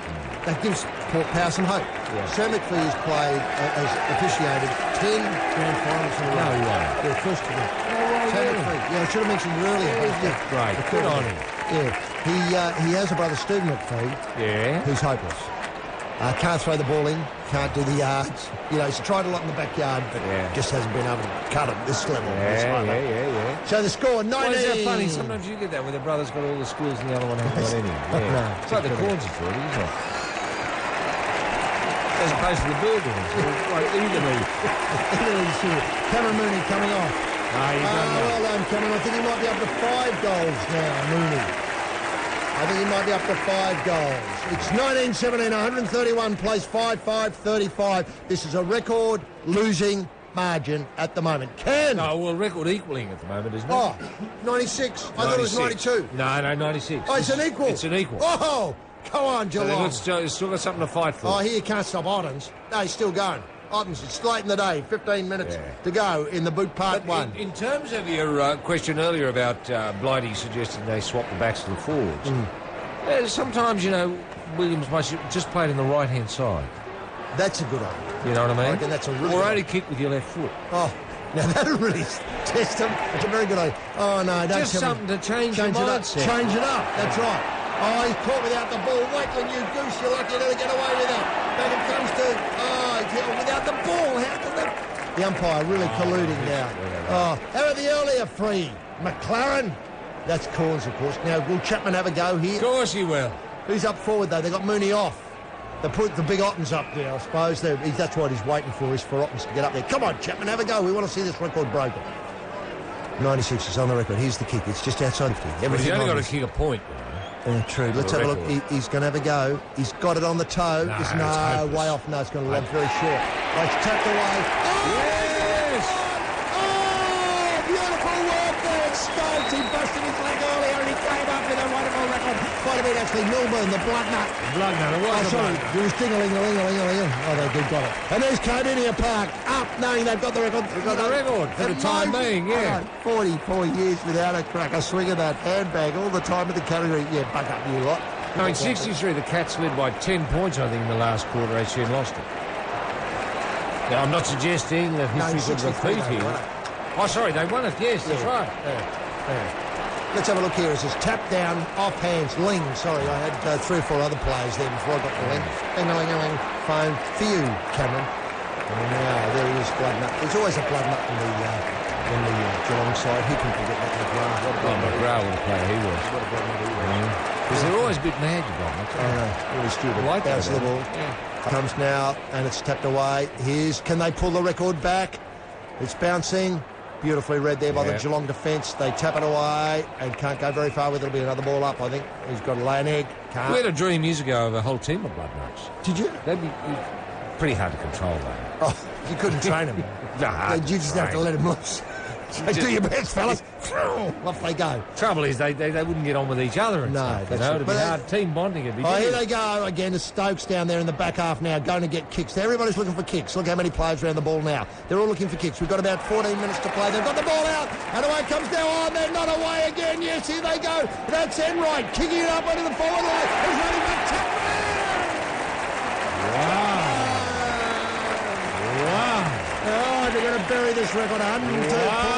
Cardinia Park's up. What's he done? He's kicked. He must have kicked it, 108 points. Oh, how was the fun of the South Australian? This is South Australian football at its finest. Yeah. And you can't say they've played bad. They've played really well. Look at this huddle here. That's the only good thing Williams can take out of this. And they couldn't have played any better. I tell you what, the clash of styles is really undone them. They kick the ball well, covering a lot of ground. Port Power, on the other hand, want to run it around, and they haven't been able to do it. Look at this, a great mark, great position. And Pettigrew can't do anything. Now he's a lesson for kids. Lesson for kids. 12-21-17, plays 5-5, and that's the score at 3-2 at a time. Nice, former Premier Steve Bracks there, enjoying his... Oh, so it is with their Geelong supporters, of course, very big Geelong supporters. They'll be driving down tonight. I think he's in charge of the bus, taking the cup down. And away comes again, Dingaling, got it through the middle. Back it goes, out wide. And you can't take it away from a team who's won 21 matches in a row. No, you can't. No, you can't. You've just got to say, Choco, come back next year with another team. A bit stronger, maybe. You've been muscled off it a bit. And here's a very happy man, Thompson. Well, Tomo knows, he's... Such a mountain to climb, though, isn't it? Yeah, and you know, he may not be there again. No, he might be going to Bomberland. Yeah. Although Bombers have appointed Matthew Knights as coach. I don't know what Tomo would do over there. But still, Could he be funny with things their happen. reserve grade coach? Look at that! Oh, no, that is pathetic. lucky. Come on! On to Stokes. Stokes. Oh, you haven't done it. Yes. Poster. Oh, showtime now. Oh, they're kicking posters just to keep Port Power in it. Oh, that was a lovely bit of play too. Yeah. God, they're just unable to get it, aren't they? Poor old Port. Oh, Port. It couldn't happen to a better team, you know. No. People love them. Because they've got those tickets, you know. Yeah, themselves. feathers and You know, big the heads. culture and- of arrogance. And Yeah, all that's that. right. All that Swedish cinema on a Tuesday night, and Anita Ekberg, they had a special screening when Bergman died of, you know, Seventh Seal and all that sort of stuff. All that of that, culture. yeah. And when Michelangelo Antonioni died, the great Italian director, they showed Monica Vitti's, Yes. forget what it's called. And it was all, you know, three tenors when Luciano left us. I know, Messendorfer. Yeah. I know, Chapman again. Oh, that's Johnson or Thompson or Peterson. It's great to go line down with the blade on top of you. That's the way to do it. Oh, what a win. What a win. 150 points plays, 35. Who would have thought it? You know, am I right in thinking they haven't scored anything this quarter? You're right. 5-5. Well, that could be good to hold them down to nothing. Well, and beat the record against them. Yeah. They're going well. They just quarter, they scored by 4 goals. Yeah. And why I'd be getting a few of the reserve graders on there just to give them a time experience. Look at this, he kicks it while he's flat on his stomach. With a blade on him. The trouble is, when you're that far ahead, you can do anything you like. You can. Because they're completely gone. Back up! Yeah, come on. Oh, there they are. Mike Grant and his lot there. Come on, Becoming put a such high smile on odds. your face. You're seeing a great exhibition. You don't often see this. You don't often see records broken. They're made to be No. broken, and here they have been broken. They're completely outclassed this afternoon. But, you know, the culture, maybe you've got to go back to cultural roots and maybe get a bit of AC/DC in there. You know, a bit of maybe spitting competitions, getting really pissed. Yeah. You know, no curfews, I'd all that say sort they of stuff. need a lot more team bonding. That'd be my recommendation for And- Port. A bit more bonding. Can I recommend going down to Goolwa and walking over hot coals? Yeah. And maybe doing a bit of surfing off Middleton. Yeah. Going to Boomer Beach for a, you know, How about nighttime going swim. up to Corn for a Corn. Devonshire tea?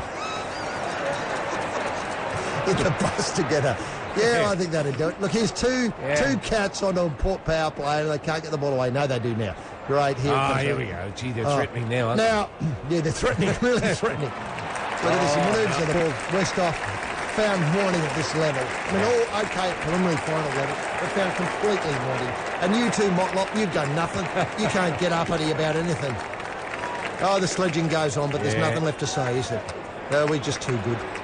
Oh, hello. Here's a chance. I thought I was going to Here's get a lucky Mackie. bounce there. Oh, no. Beautiful play there from Mackie. I suppose luck's a fortune. Even the bounce goes your own way. I think that might be Stokes on to Jimmy Bartell. Jimmy Bartell out wide as he found somebody he He's has. found someone Here's now. Corey. Come on, Corey, try and get a goal. No, he's jagged it back in the middle. Yes. Oh, very good play. Yeah, this is brilliant. Have a go at it. Yeah, he will. I'll go back. Have a and have go. Yeah, bury this record margin. Come We're up, only on. up to 115 points. The AFL will be pleased, though, wouldn't they? The showcase, once again, a showcase for one Oh, side. of course. Bartell, Yeah. Jimmy. How do you think he's gone with the weight of the Brownlow on him? He's done well, hasn't he? He has. He has. It First hasn't in a long affected time. him. No, it doesn't appear to have affected him at all. No, in fact, How's he he's done probably here? played Has he bit got a better. point? No. Oh, Hit the poster. Oh, Lord, it could have been a real blow. But, Well done, Burns. yeah, well, you know, disappointment between boot and behind post.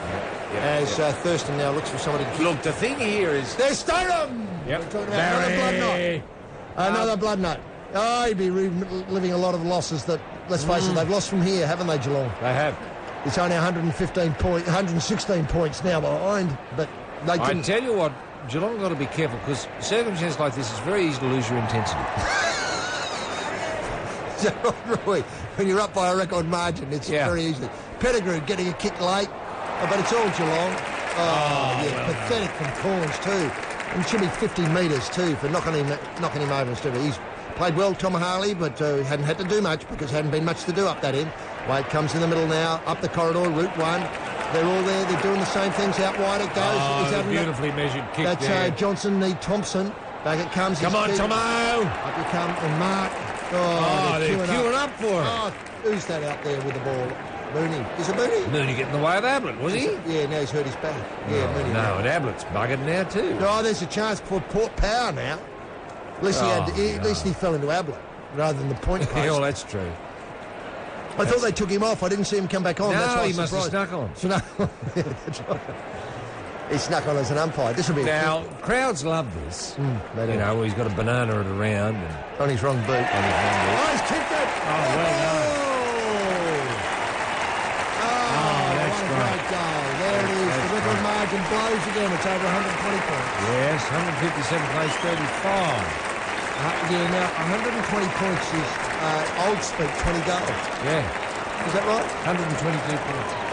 Isn't that right? I never thought in all my born days No. that a Mossabism that I'd see to this. Speaking of Rex Mossop, which we were, but we will remember the boot part 2 tomorrow night. Yeah. The Rugby League Grand Final. And history in the making again when the Manly Sea Eagles take on the Melbourne Storm. Well, that's one that could blow out a little bit like this, but it might. It might be a right game. With a Stoneham and a Stoneham, oh, he's thinking, Stoneham. why couldn't it have happened when I was playing? Yeah, I know. They're talking on the phone. Well, he's on too. Bluetooth, is he? Yeah, he's phone, Bluetooth, or is yeah, he he's just talking to him?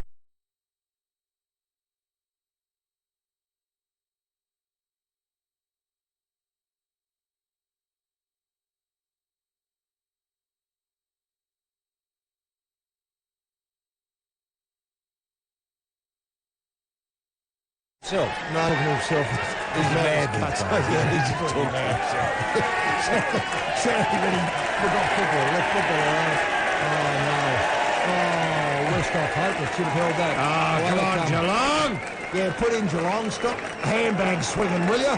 Come on. I'll tell you what, the handbags will pop up in a minute as King gets a kick over to the far Keep side. the focus. Oh, good mark. Good mark. That's, I'm not sure who that was who took that mark. Yeah, no. Might have been Salopek. No, just came out. No, of the crowd. Salopek. And took it. Oh, he's... Hello, he's Crimea War. Look, look at this. That'll be something for the, the fans. The archivists. And up to Ebert, who's done absolutely nothing. Barry's still talking to himself. Yeah. Oh, I'll never forget the time. Bloody hell. And then I grabbed the ball and then... And they're going wider and wider and wider and searching for kicks. Reckon up. I've kicked one like that. Yeah, I know. Oh, only it was better, went longer, straighter. I reckon that might be Logan there with the ball as the way it comes to the middle. Where's Dickhead Brogan? Oh, I don't know. Dickhead might be off at the moment. Arrest him. Why not? Because he's heard it. Oh, yeah, good mark. That's Jumma. Brownlow Bartel. Out wide it goes. They've got runners there queuing up. Away it comes now. Ding-a-ling-a-ling. The phone's for you, Cameron. Back it comes now into the corridor, sort of. Oh, they're toying now. We'll toy up the other end and kick some goals. Here's Jimmy Bartel. Stupid bastards. Here they go through the middle again. Corey now. Joel Corey had a great finals campaign. Away it comes now. Look out. He's going to get caught. No, he got the ball away. It's all in the dump, really. I know, Pushed that's him right. back. And Corey's mouthed off. So he's got the 50. God, that was Scott McNeice called that. Dude, Scotty McNeach, pure McNeach. Have a look here. Now, There's nothing wrong with that. well, he can't do it. Well, if he got his Mackie, back to you, where are you supposed to tackle him? round the flute. Mackie now. He would be within kicking for Mackie, I I think. hope so. Look, he's right in front. Right in front. That's a generous 50. Oh, no, there's another goal. Oh, Lord, it's 128 points. When's the agony going to end? We've got 8 minutes. Oh, it's all very well to stand around corners and think, Now, the crowd is 97,302, which is a little bit disappointing. No, it is very disappointing. Because they were expecting 100,000. They had 98,020, I think, last weekend for this, obviously the... Well, that's Ports. They don't support their own. They don't. No, they don't. Port has no support. So there are only four people. And I tell you what, this won't encourage kids to get involved with Port Power, will it? No. Well, there are only four people representing Port here in the crowd. So you're going to only get... four came. 4 came, they came across in a combi. Yeah. I think driven by Michelangelo Rucci from the advertiser. There's Mackie on screen there, and obviously had a great afternoon. Yeah. Very good in the second quarter when they needed to win it. Yeah, and isn't it lovely in a grand final where it's not the hardest game for you in the year? That's right. Because you expect it to be a really hard 24-19, game. Yeah. 5-5. And this they've cooked already 6 this quarter. Yeah. And look, Hey! There's that McNeice polish. in the running. Stephen McNeice there. Here's a broken man on the sidelines. Looks like he's at a Wakeland or hard to tell. Oh, was it Wakeland? Oh, it might be Wakeland. And there's Port Power people there. There's really the four who made it. Yeah, they're really enjoying their football, that lot. They come from the Alberton Fish and Chip Shop. A group there that get together and support the game, rather solitary experience, but that's how they are. Well, they won as a prize, didn't they? Yeah, they had a mystery prize. They thought they were going to watch the game at the Crows club room and were surprised when they drove. That's right. They would have been happier watching it at the Crows club room. Now we're going to see a ball up here. And Corns well still done. trying. Well done. Oh, the perfect Corns afternoon. Here comes Cameron Ding-a-ling-a-ling. Sadly pushed off it by Burgoyne. Onto Corns. Corns out wider. And then on to the other Corns and back to Burgoyne. Backyard. Yeah, backyarded. And now he's a kick up onto the forward line. What happens here? This could be dangerous. They don't want him to score. No, they don't. Oh, no, here we go. Point. No, point. They got a point.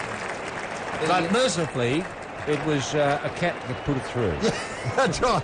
So it was the Cats did all the score in the last quarter still. Because they've 5-6. Because that'd be a record, I reckon. It would. All scores come from one side. Well, it probably happens. It probably does happen a bit. Yeah, but not in the final quarter of the grand final. Sorry. No.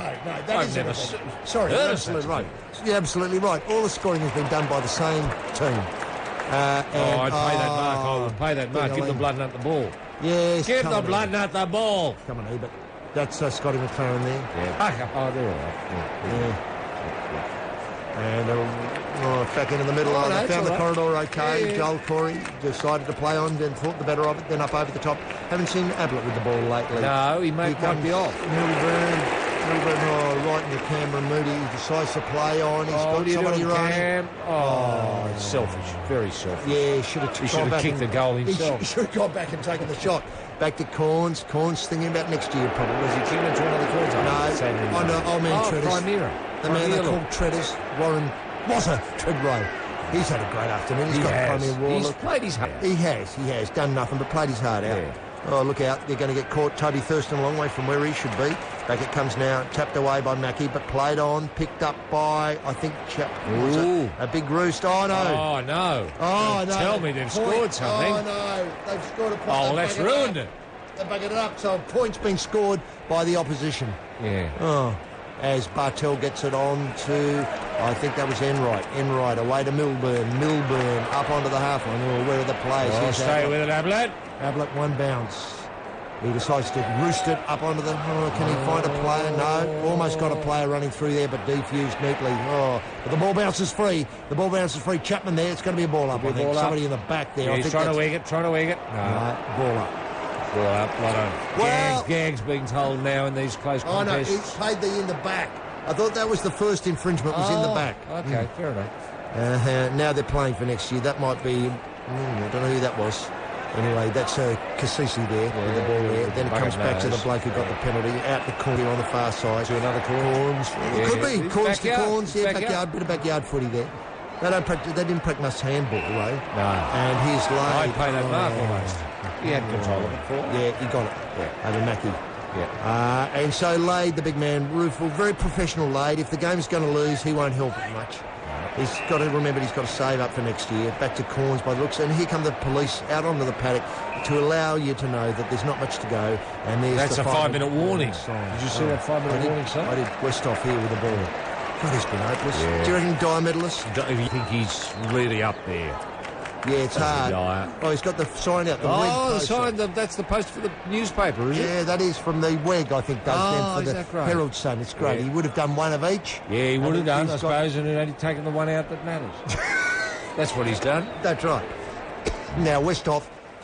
Oh, no, is it going to drift? It's a goal. It's a post. Yeah, well done. Both sides have hit the post. Buggers up, though, because now they've scored 2 points. They've scored 2 points, yeah. I know, it's hard to imagine, isn't it, that you could be so stupid. But anyway, 5-9. Yeah, we've still got a record, haven't we? We've certainly have got a record. 38 points, plays 163. And people, I suppose, would they be starting to leave, Roy? Or would they? 125 differential. That's still the record, though, isn't it? It is the record, yeah. The record before was 96, we thought. So, 96, so they're miles above it. Yeah. They're almost 30 points above it. Yeah. So they've only got one more, and they'll get 30 points. Well, if I was them, the message should go out to go for the 150 differential. Well, that would be... Because that would be a record you'd imagine would never be broken. It is just amazing. Because you're not going to find a team playing as poorly as Power. No, this is easily... Would you describe this as the worst performance ever I've ever seen, final? yes, in a grand final. Have you seen a worse? No, I haven't. No. I haven't. Here we go, up onto the forward line.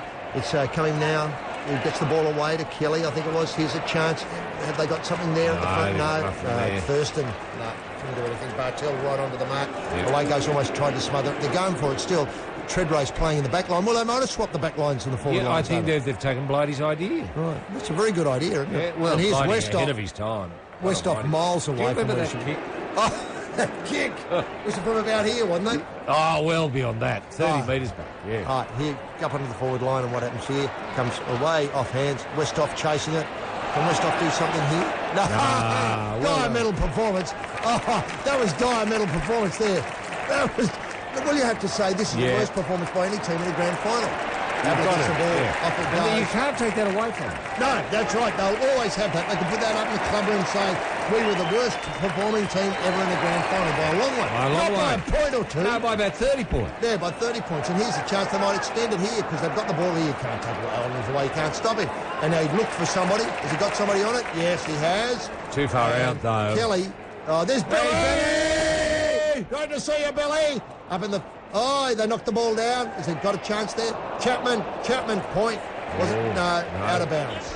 Out of bounds. Might have been out of bounds. Well, that suits Geelong. Oh, Billy's tearful. He's got a big cat sitting in front of him. Wish he'd get off his lap. It's very hard to watch the game through the arse of a big panda sitting in front of you, isn't it? Look at that. He's very emotional. This is fantastic. Yeah. You know, I want to be persuaded still by Billy. No, I've never been persuaded. He's a lovely bloke. Lovely bloke. Oh, look, he's got some sort of kick there. I'm not quite sure. Hello. What's he going to do here? A sort of double banana. He's going to have to. No one knows why. He's missed something. No, it's just kicked out in the field. Right across the face. Yeah. Very selfish. Very selfish. Marcel Marceau there. Couldn't he have kicked it to someone? Yeah, he could have tried. Billy, look at it, the tears. Well, Billy can't believe it. I mean, he never thought he'd seen it in his lifetime. I know, pent-up emotion. I mean, to play against the worst team, the worst team ever in a grand final performance. I mean, that's what Michelangelo's Rucci's column will be in the Advertiser tomorrow. The worst team ever in a grand final performance.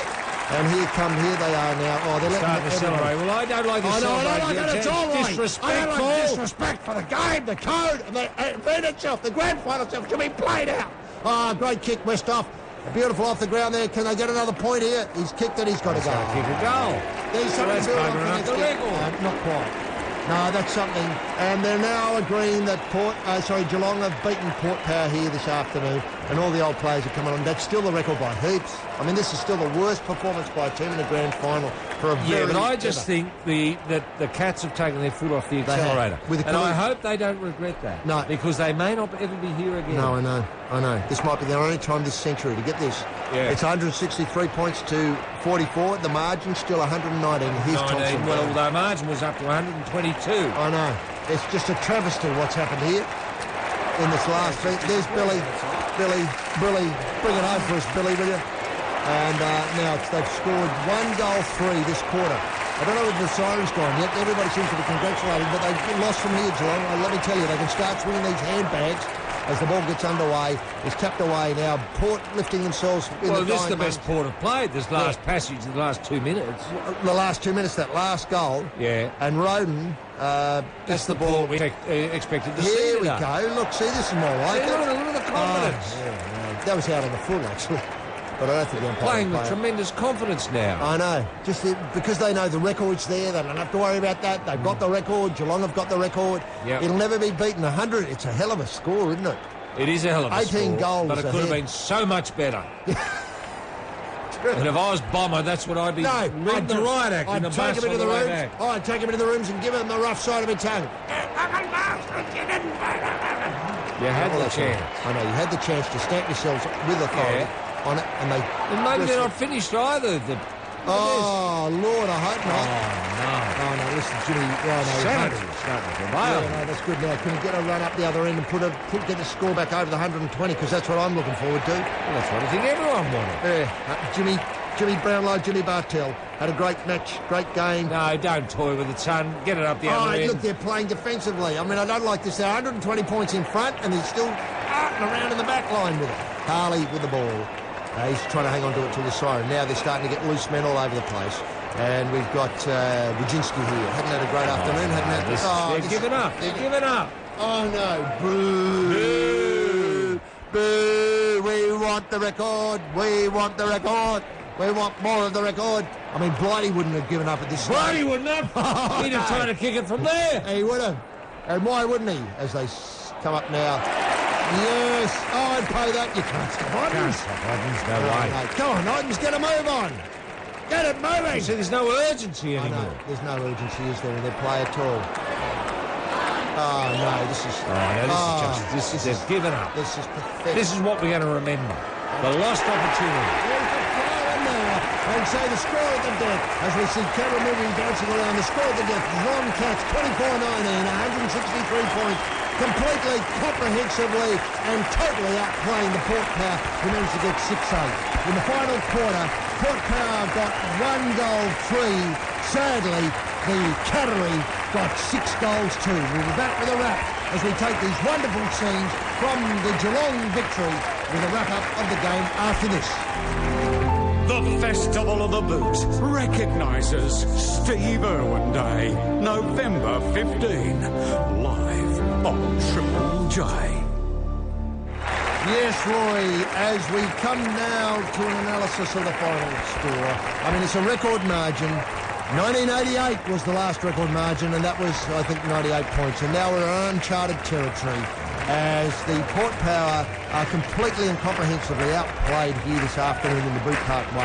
The margin, 119 points. What to now, Roy?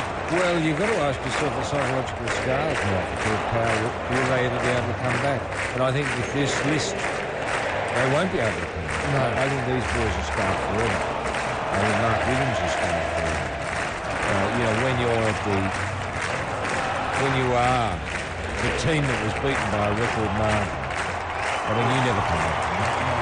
No. You never come back from that. I mean, how much do people of South Australia feel? I mean, so many people... South Australia should be hanging their head in shame. And I tell you one thing is that a lot of people who support the Crows went for the Port Power because they were the South Australians. Yes. How stupid. When naturally they go for the team playing against Port Power, which today is the Cup. That's right. I know. And how much the people of Geelong, they've been kicked from pillar to post. For years. They lost all that. They lost all that, hard jobs. Yeah, they did. Yeah.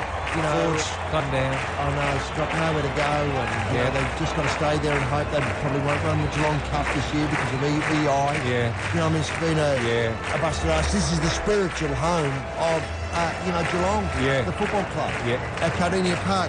Cardinia Park's in song. I know. It's amazing what 44 years will do. It's just incredible, isn't it?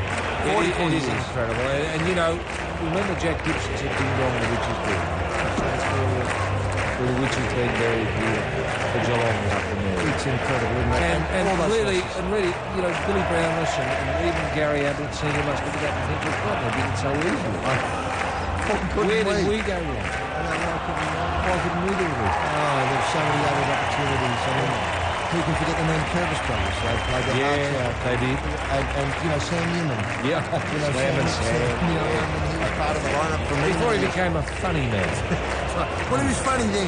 Well, I suppose he was. But he didn't have the larger stage to work on. No. Here's your modern funny man, though. You can see everything about him. It just screams a right. And it was a great victory, wasn't it? Set up largely by... Well, who would you say played well? They all played well. I thought Ottens was fantastic. Yeah, I was going to say Brad Ottens, Ottens was great. And you go through He's Stoneham on screen now. Tomo was great. Tomo, yeah. The mystery player. Tomo, who halfway through the first quarter changed his name to Johnson. Yeah. I thought he was fantastic. The Ablett boys did the Ablett boys, they did embarrassed. There was a lot of backyard there, and you saw the old man's influence a bit. Yep. And, and you'd have to say King stood up, you can see he's so dominant in the VFL this year. Yeah. And can I say that showboating performance of last weekend has come back to haunt them? Yeah. I mean, all that stuff with Corns getting those goals and, the bow and the tickets and the feathers, and the lack of support, and no one cares about them. I mean, they have to go back to start rebuilding, and you can't say kids are going to follow a team who lose by 100. No, they won't. They won't. They just won't. That's fact. Yeah. And look, I just sort of feel so,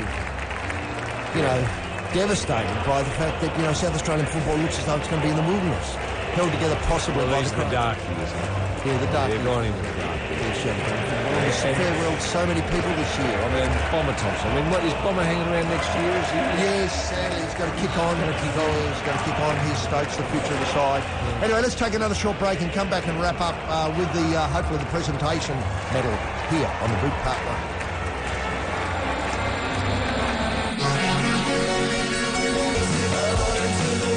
Yes, here we have Warren Treadway's speech.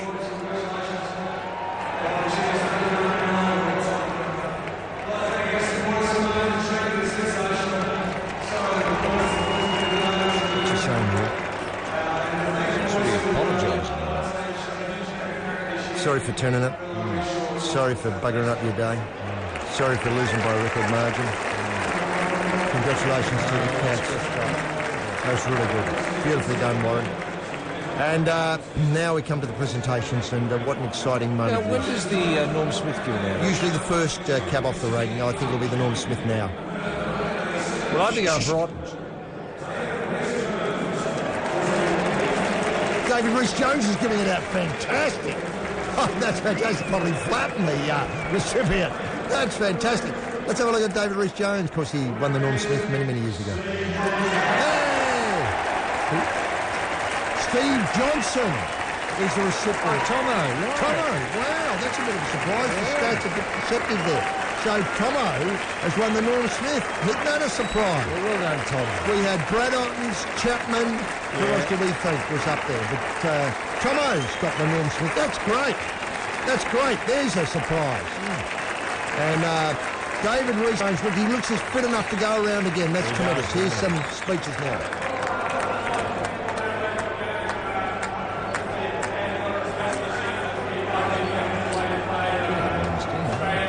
I think he's got some power of speech because of the football. I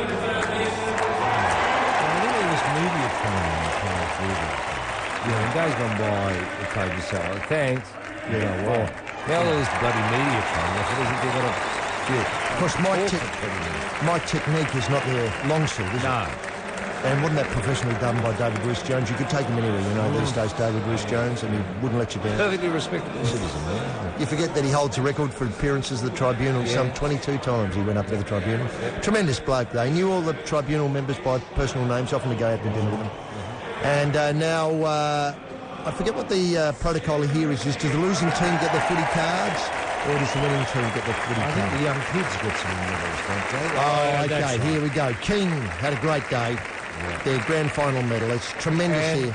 And look at this, the one generation. I can tell you these days they're going to shake hands with a kid who didn't tousle his hair or something, because we noticed the first time they did this a couple of years ago. A lot of the players ignored the kids from I know. It's very disturbing. And here's Jimmy Bartels, Brownlow medalist and also Norm Smith medalist. See, he's given the kid a hat, a premiership hat. Isn't that fantastic? Well, that's a nice touch. That's a lovely touch. And notice the kids have got the same numbers as the players in the middle too. They thought that right through. Mackie had a great second quarter. Second half of the game, when the game had to be won, he was there winning it for him. And look at the hoops on these kids. You know, they'll remember it for the rest I know. A lot of them will support Geelong, you know. And tremendously, had a great game, wonderful player, wonderful season, really. And then, of course, we see the Brad Ottens. You can't stop Ottens. No, he was unstoppable today. Yeah, it's great. Positional play was exceptional. And, of course, he gets the medal there, something he thought he'd never see happen. He thought he'd end up like... And he's given a hat away as well. Yeah. That's all right. Do you know one thing... How come all the players haven't given hats away? They are. The first one just forgot. Kingy just forgot because he wasn't used to it. He gave his away last week in the VFL celebration. You know what I'm enjoying here today? Realising that none of these players are going to end up bitter and twisted and talking themselves into the stands. That's right. We've seen That's right. players. They're going to sit there and be able to scrim and say, I was a member of the Premiership winning team. They don't know it yet, but they're going to be sane people for the rest of their lives. This is getting more and more elaborate. Remember when they just walk up, you know, as a group and just get their cards and move away? That was great. Now, I mean, soon it's going to be like 20 minutes for each one to receive their medal. You know, go out, bow, drop your trousers, bend over, light one. Right. Talk to a kid. Spell your name in lights from the rear end. He had a good game, Joel Corey, and a great game last week against the Pies. So he's had a wonderful series. He hands the hat over, and the kid doesn't look embarrassed at all. No, he gave the kid one to go on with, too, which I like. And next up, of course, is Selwood, the rising star. Had a wonderful season there. You don't get much bigger occasions than this for a rising star player to win in the grand final. And doesn't Craig Willis look good in the background? The fat man in the background. Yeah, he's bulked up for the day. He do a professional Very job? professional job. He'll probably say Burns right next. Scotty Burns, out he comes here. Look, he didn't have the best of days, but... he was there, he made up the numbers. He certainly stopped it when it had to be stopped. Yeah. Great running player and part of the Geelong Route 1 team. And look, there's the 17 for Burnsy with the 17. And look, that went on and fell off. Well, he's just plonk the cap on, accept your bloody medal and move on. Here he is, the Norm Smith medalist. Up he comes again to give his hat and get his premiership medal. Look, it's very, very professional now, Geelong. They've learned a lot from other disappointments. And, they handle the Maddies they've got around the place really well.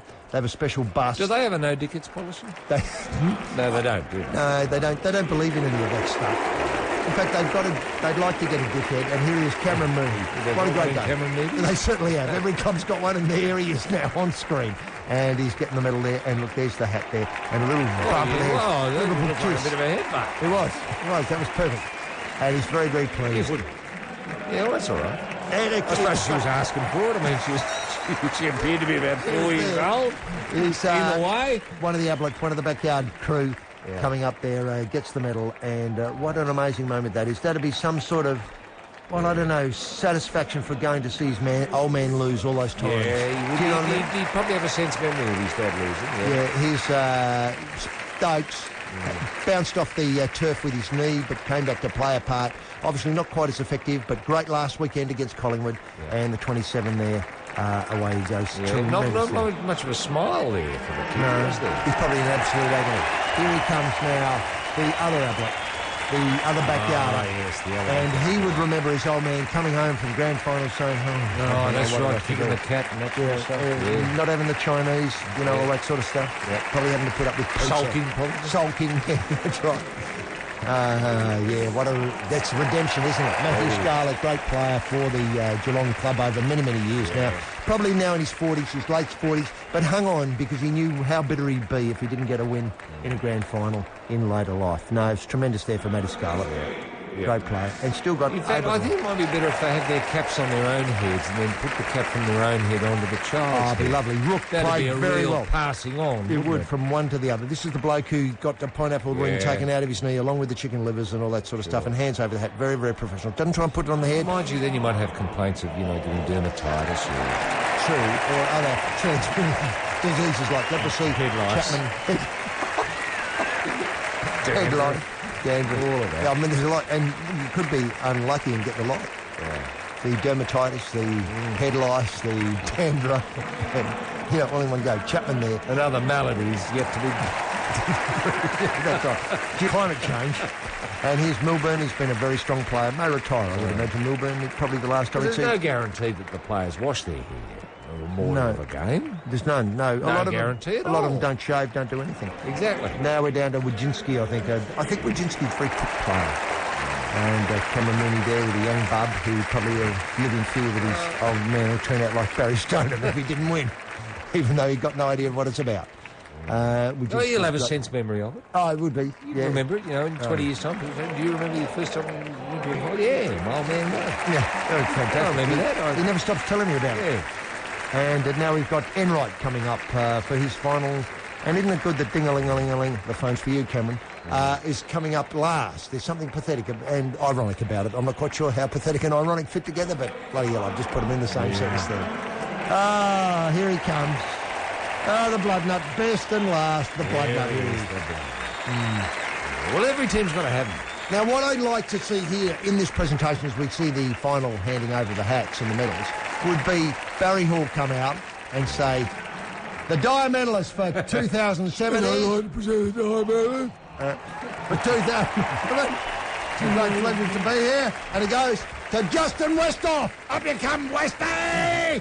And that'll be it. Yeah. And then he'd say a few words. tremendous. I didn't do anything. Anyway, here's the captain, Tom Harley, of course, getting his medal last, so he can stay up there and say a few words. We might be able to hear them. Will Craig introduce him? I think so.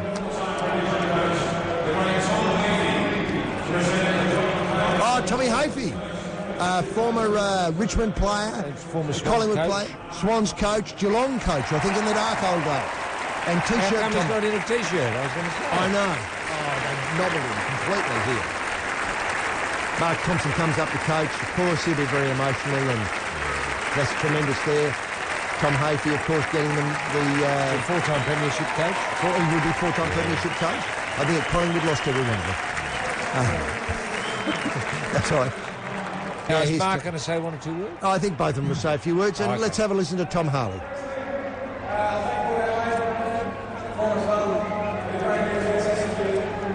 Who's the bloke in the back? With the cup. What are they talking about? Why don't they listen? That's a record score. Those Kluger signs on the goalpost come up. Yeah.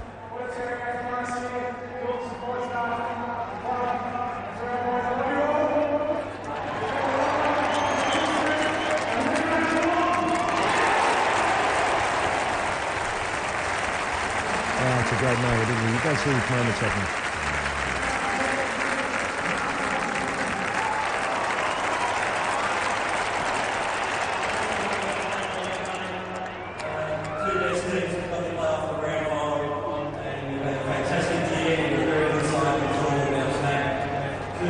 Can you understand what's going on? He was talking up the power that they had a great year and they were terrific. Matched, and they were lucky to lose by 120 points. And we would have liked to have done a bit better. Our boys really put in, and it was an exciting game. And I hope people would come again. And younger people, if they're looking for a team, they could do worse than support court play. Well, they have a dynasty down there now. They've got the Well, they've got the possibility. They've put down the roots. Yeah, the foundation stone has been placed for the foundation. I thought he'd finished. Now So did I. I'm sorry. So there's media training again, isn't True. it? Do you think he's nervous there, the way he's fiddling with his hands? No, I think he's loving it. He's That's a bit of eczema. Tell us his whole bloody life story. Oh, I hope not. He's been a wonderful player and a wonderful coach. I don't really remember him playing a backman in his playing days.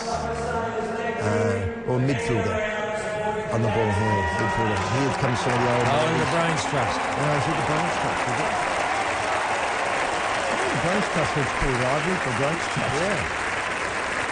Well, some of those blokes might have played in 63. Yeah. Ah, very good. Very good. They would have. They'd only be in their 60s now, most of them. And here they are. They're going to get the cup. Ah, yeah. Is an old player presenting the An cup? old player. Played in the 63 game. Wow, look at that. That's fantastic. He played like rubbish too. Fred Muller, the cat was hopeless. Oh, he's hopeless. He had a right on the back. Oh, look at this Ludwigson. Here they come up the team, and they're firing off the fireworks now. And in a minute or two, we might take a song as we see their lap of honour. What a great moment this is. 40 years. You don't often see records broken in this way after 40 years. Sure, I can imagine by a point, and Tomo doesn't know what to do. He's just on lurking on the outside there. Tomo, at least Corey did the right thing. Joel Corey invited him to the circuit. Look at that. 40 years now. Images. We do great things in Australia now with post-match setup. Well, it's very professional now. So professional. And media training goes through it, doesn't it? Especially they stand there, they don't look And embarrassed. having the Olympic Games taught us a lot of things, In 56. Now, it wasn't long after that they won't. And, look, the club song, and there's Mark Williams. He's very excited, obviously, to hold that record now. They can't take that away from him. They can't. The biggest losing score in a grand In final. history, they cannot. They can't take that away. And as they go for a bit of a run now, I'm not quite sure what's going on now. They're having a drink out of it. They should go and thank the fans, shouldn't they? I hope so. And here's some older players. There's the bloke they left out.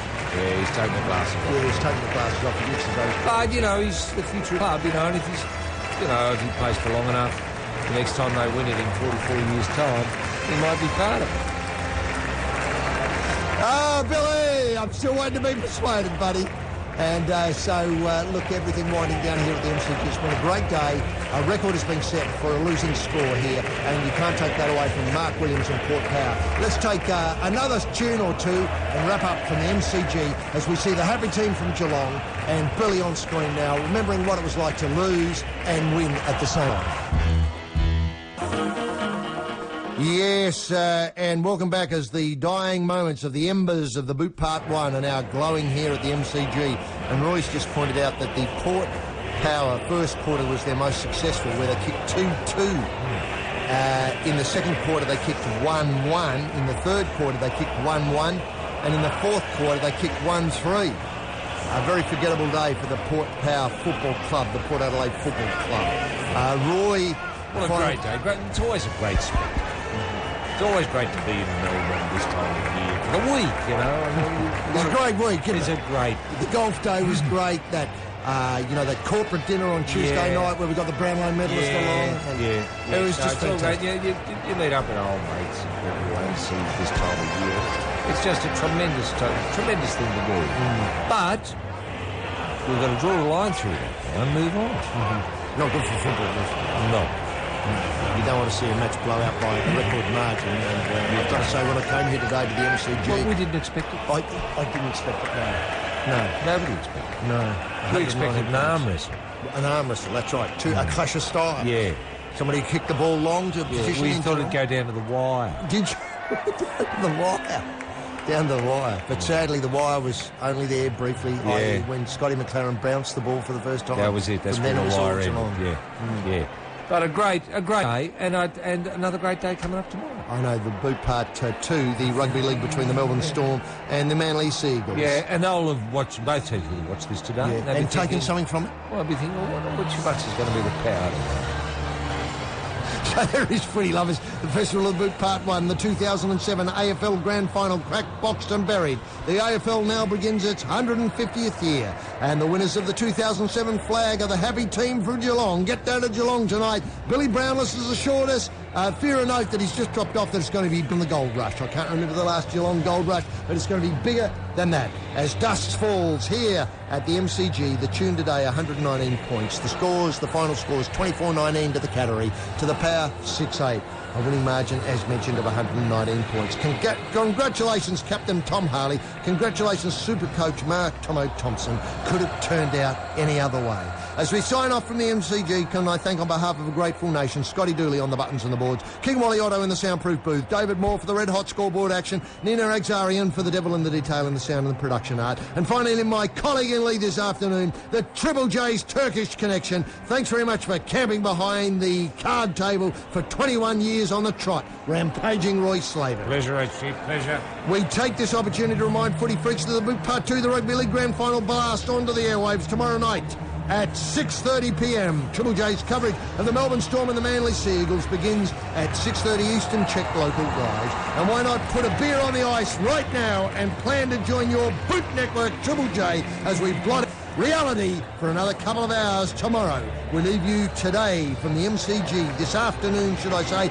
Thanks for joining us, and we sign off with a simple reminder, as always, the Triple J is spot. Bye now.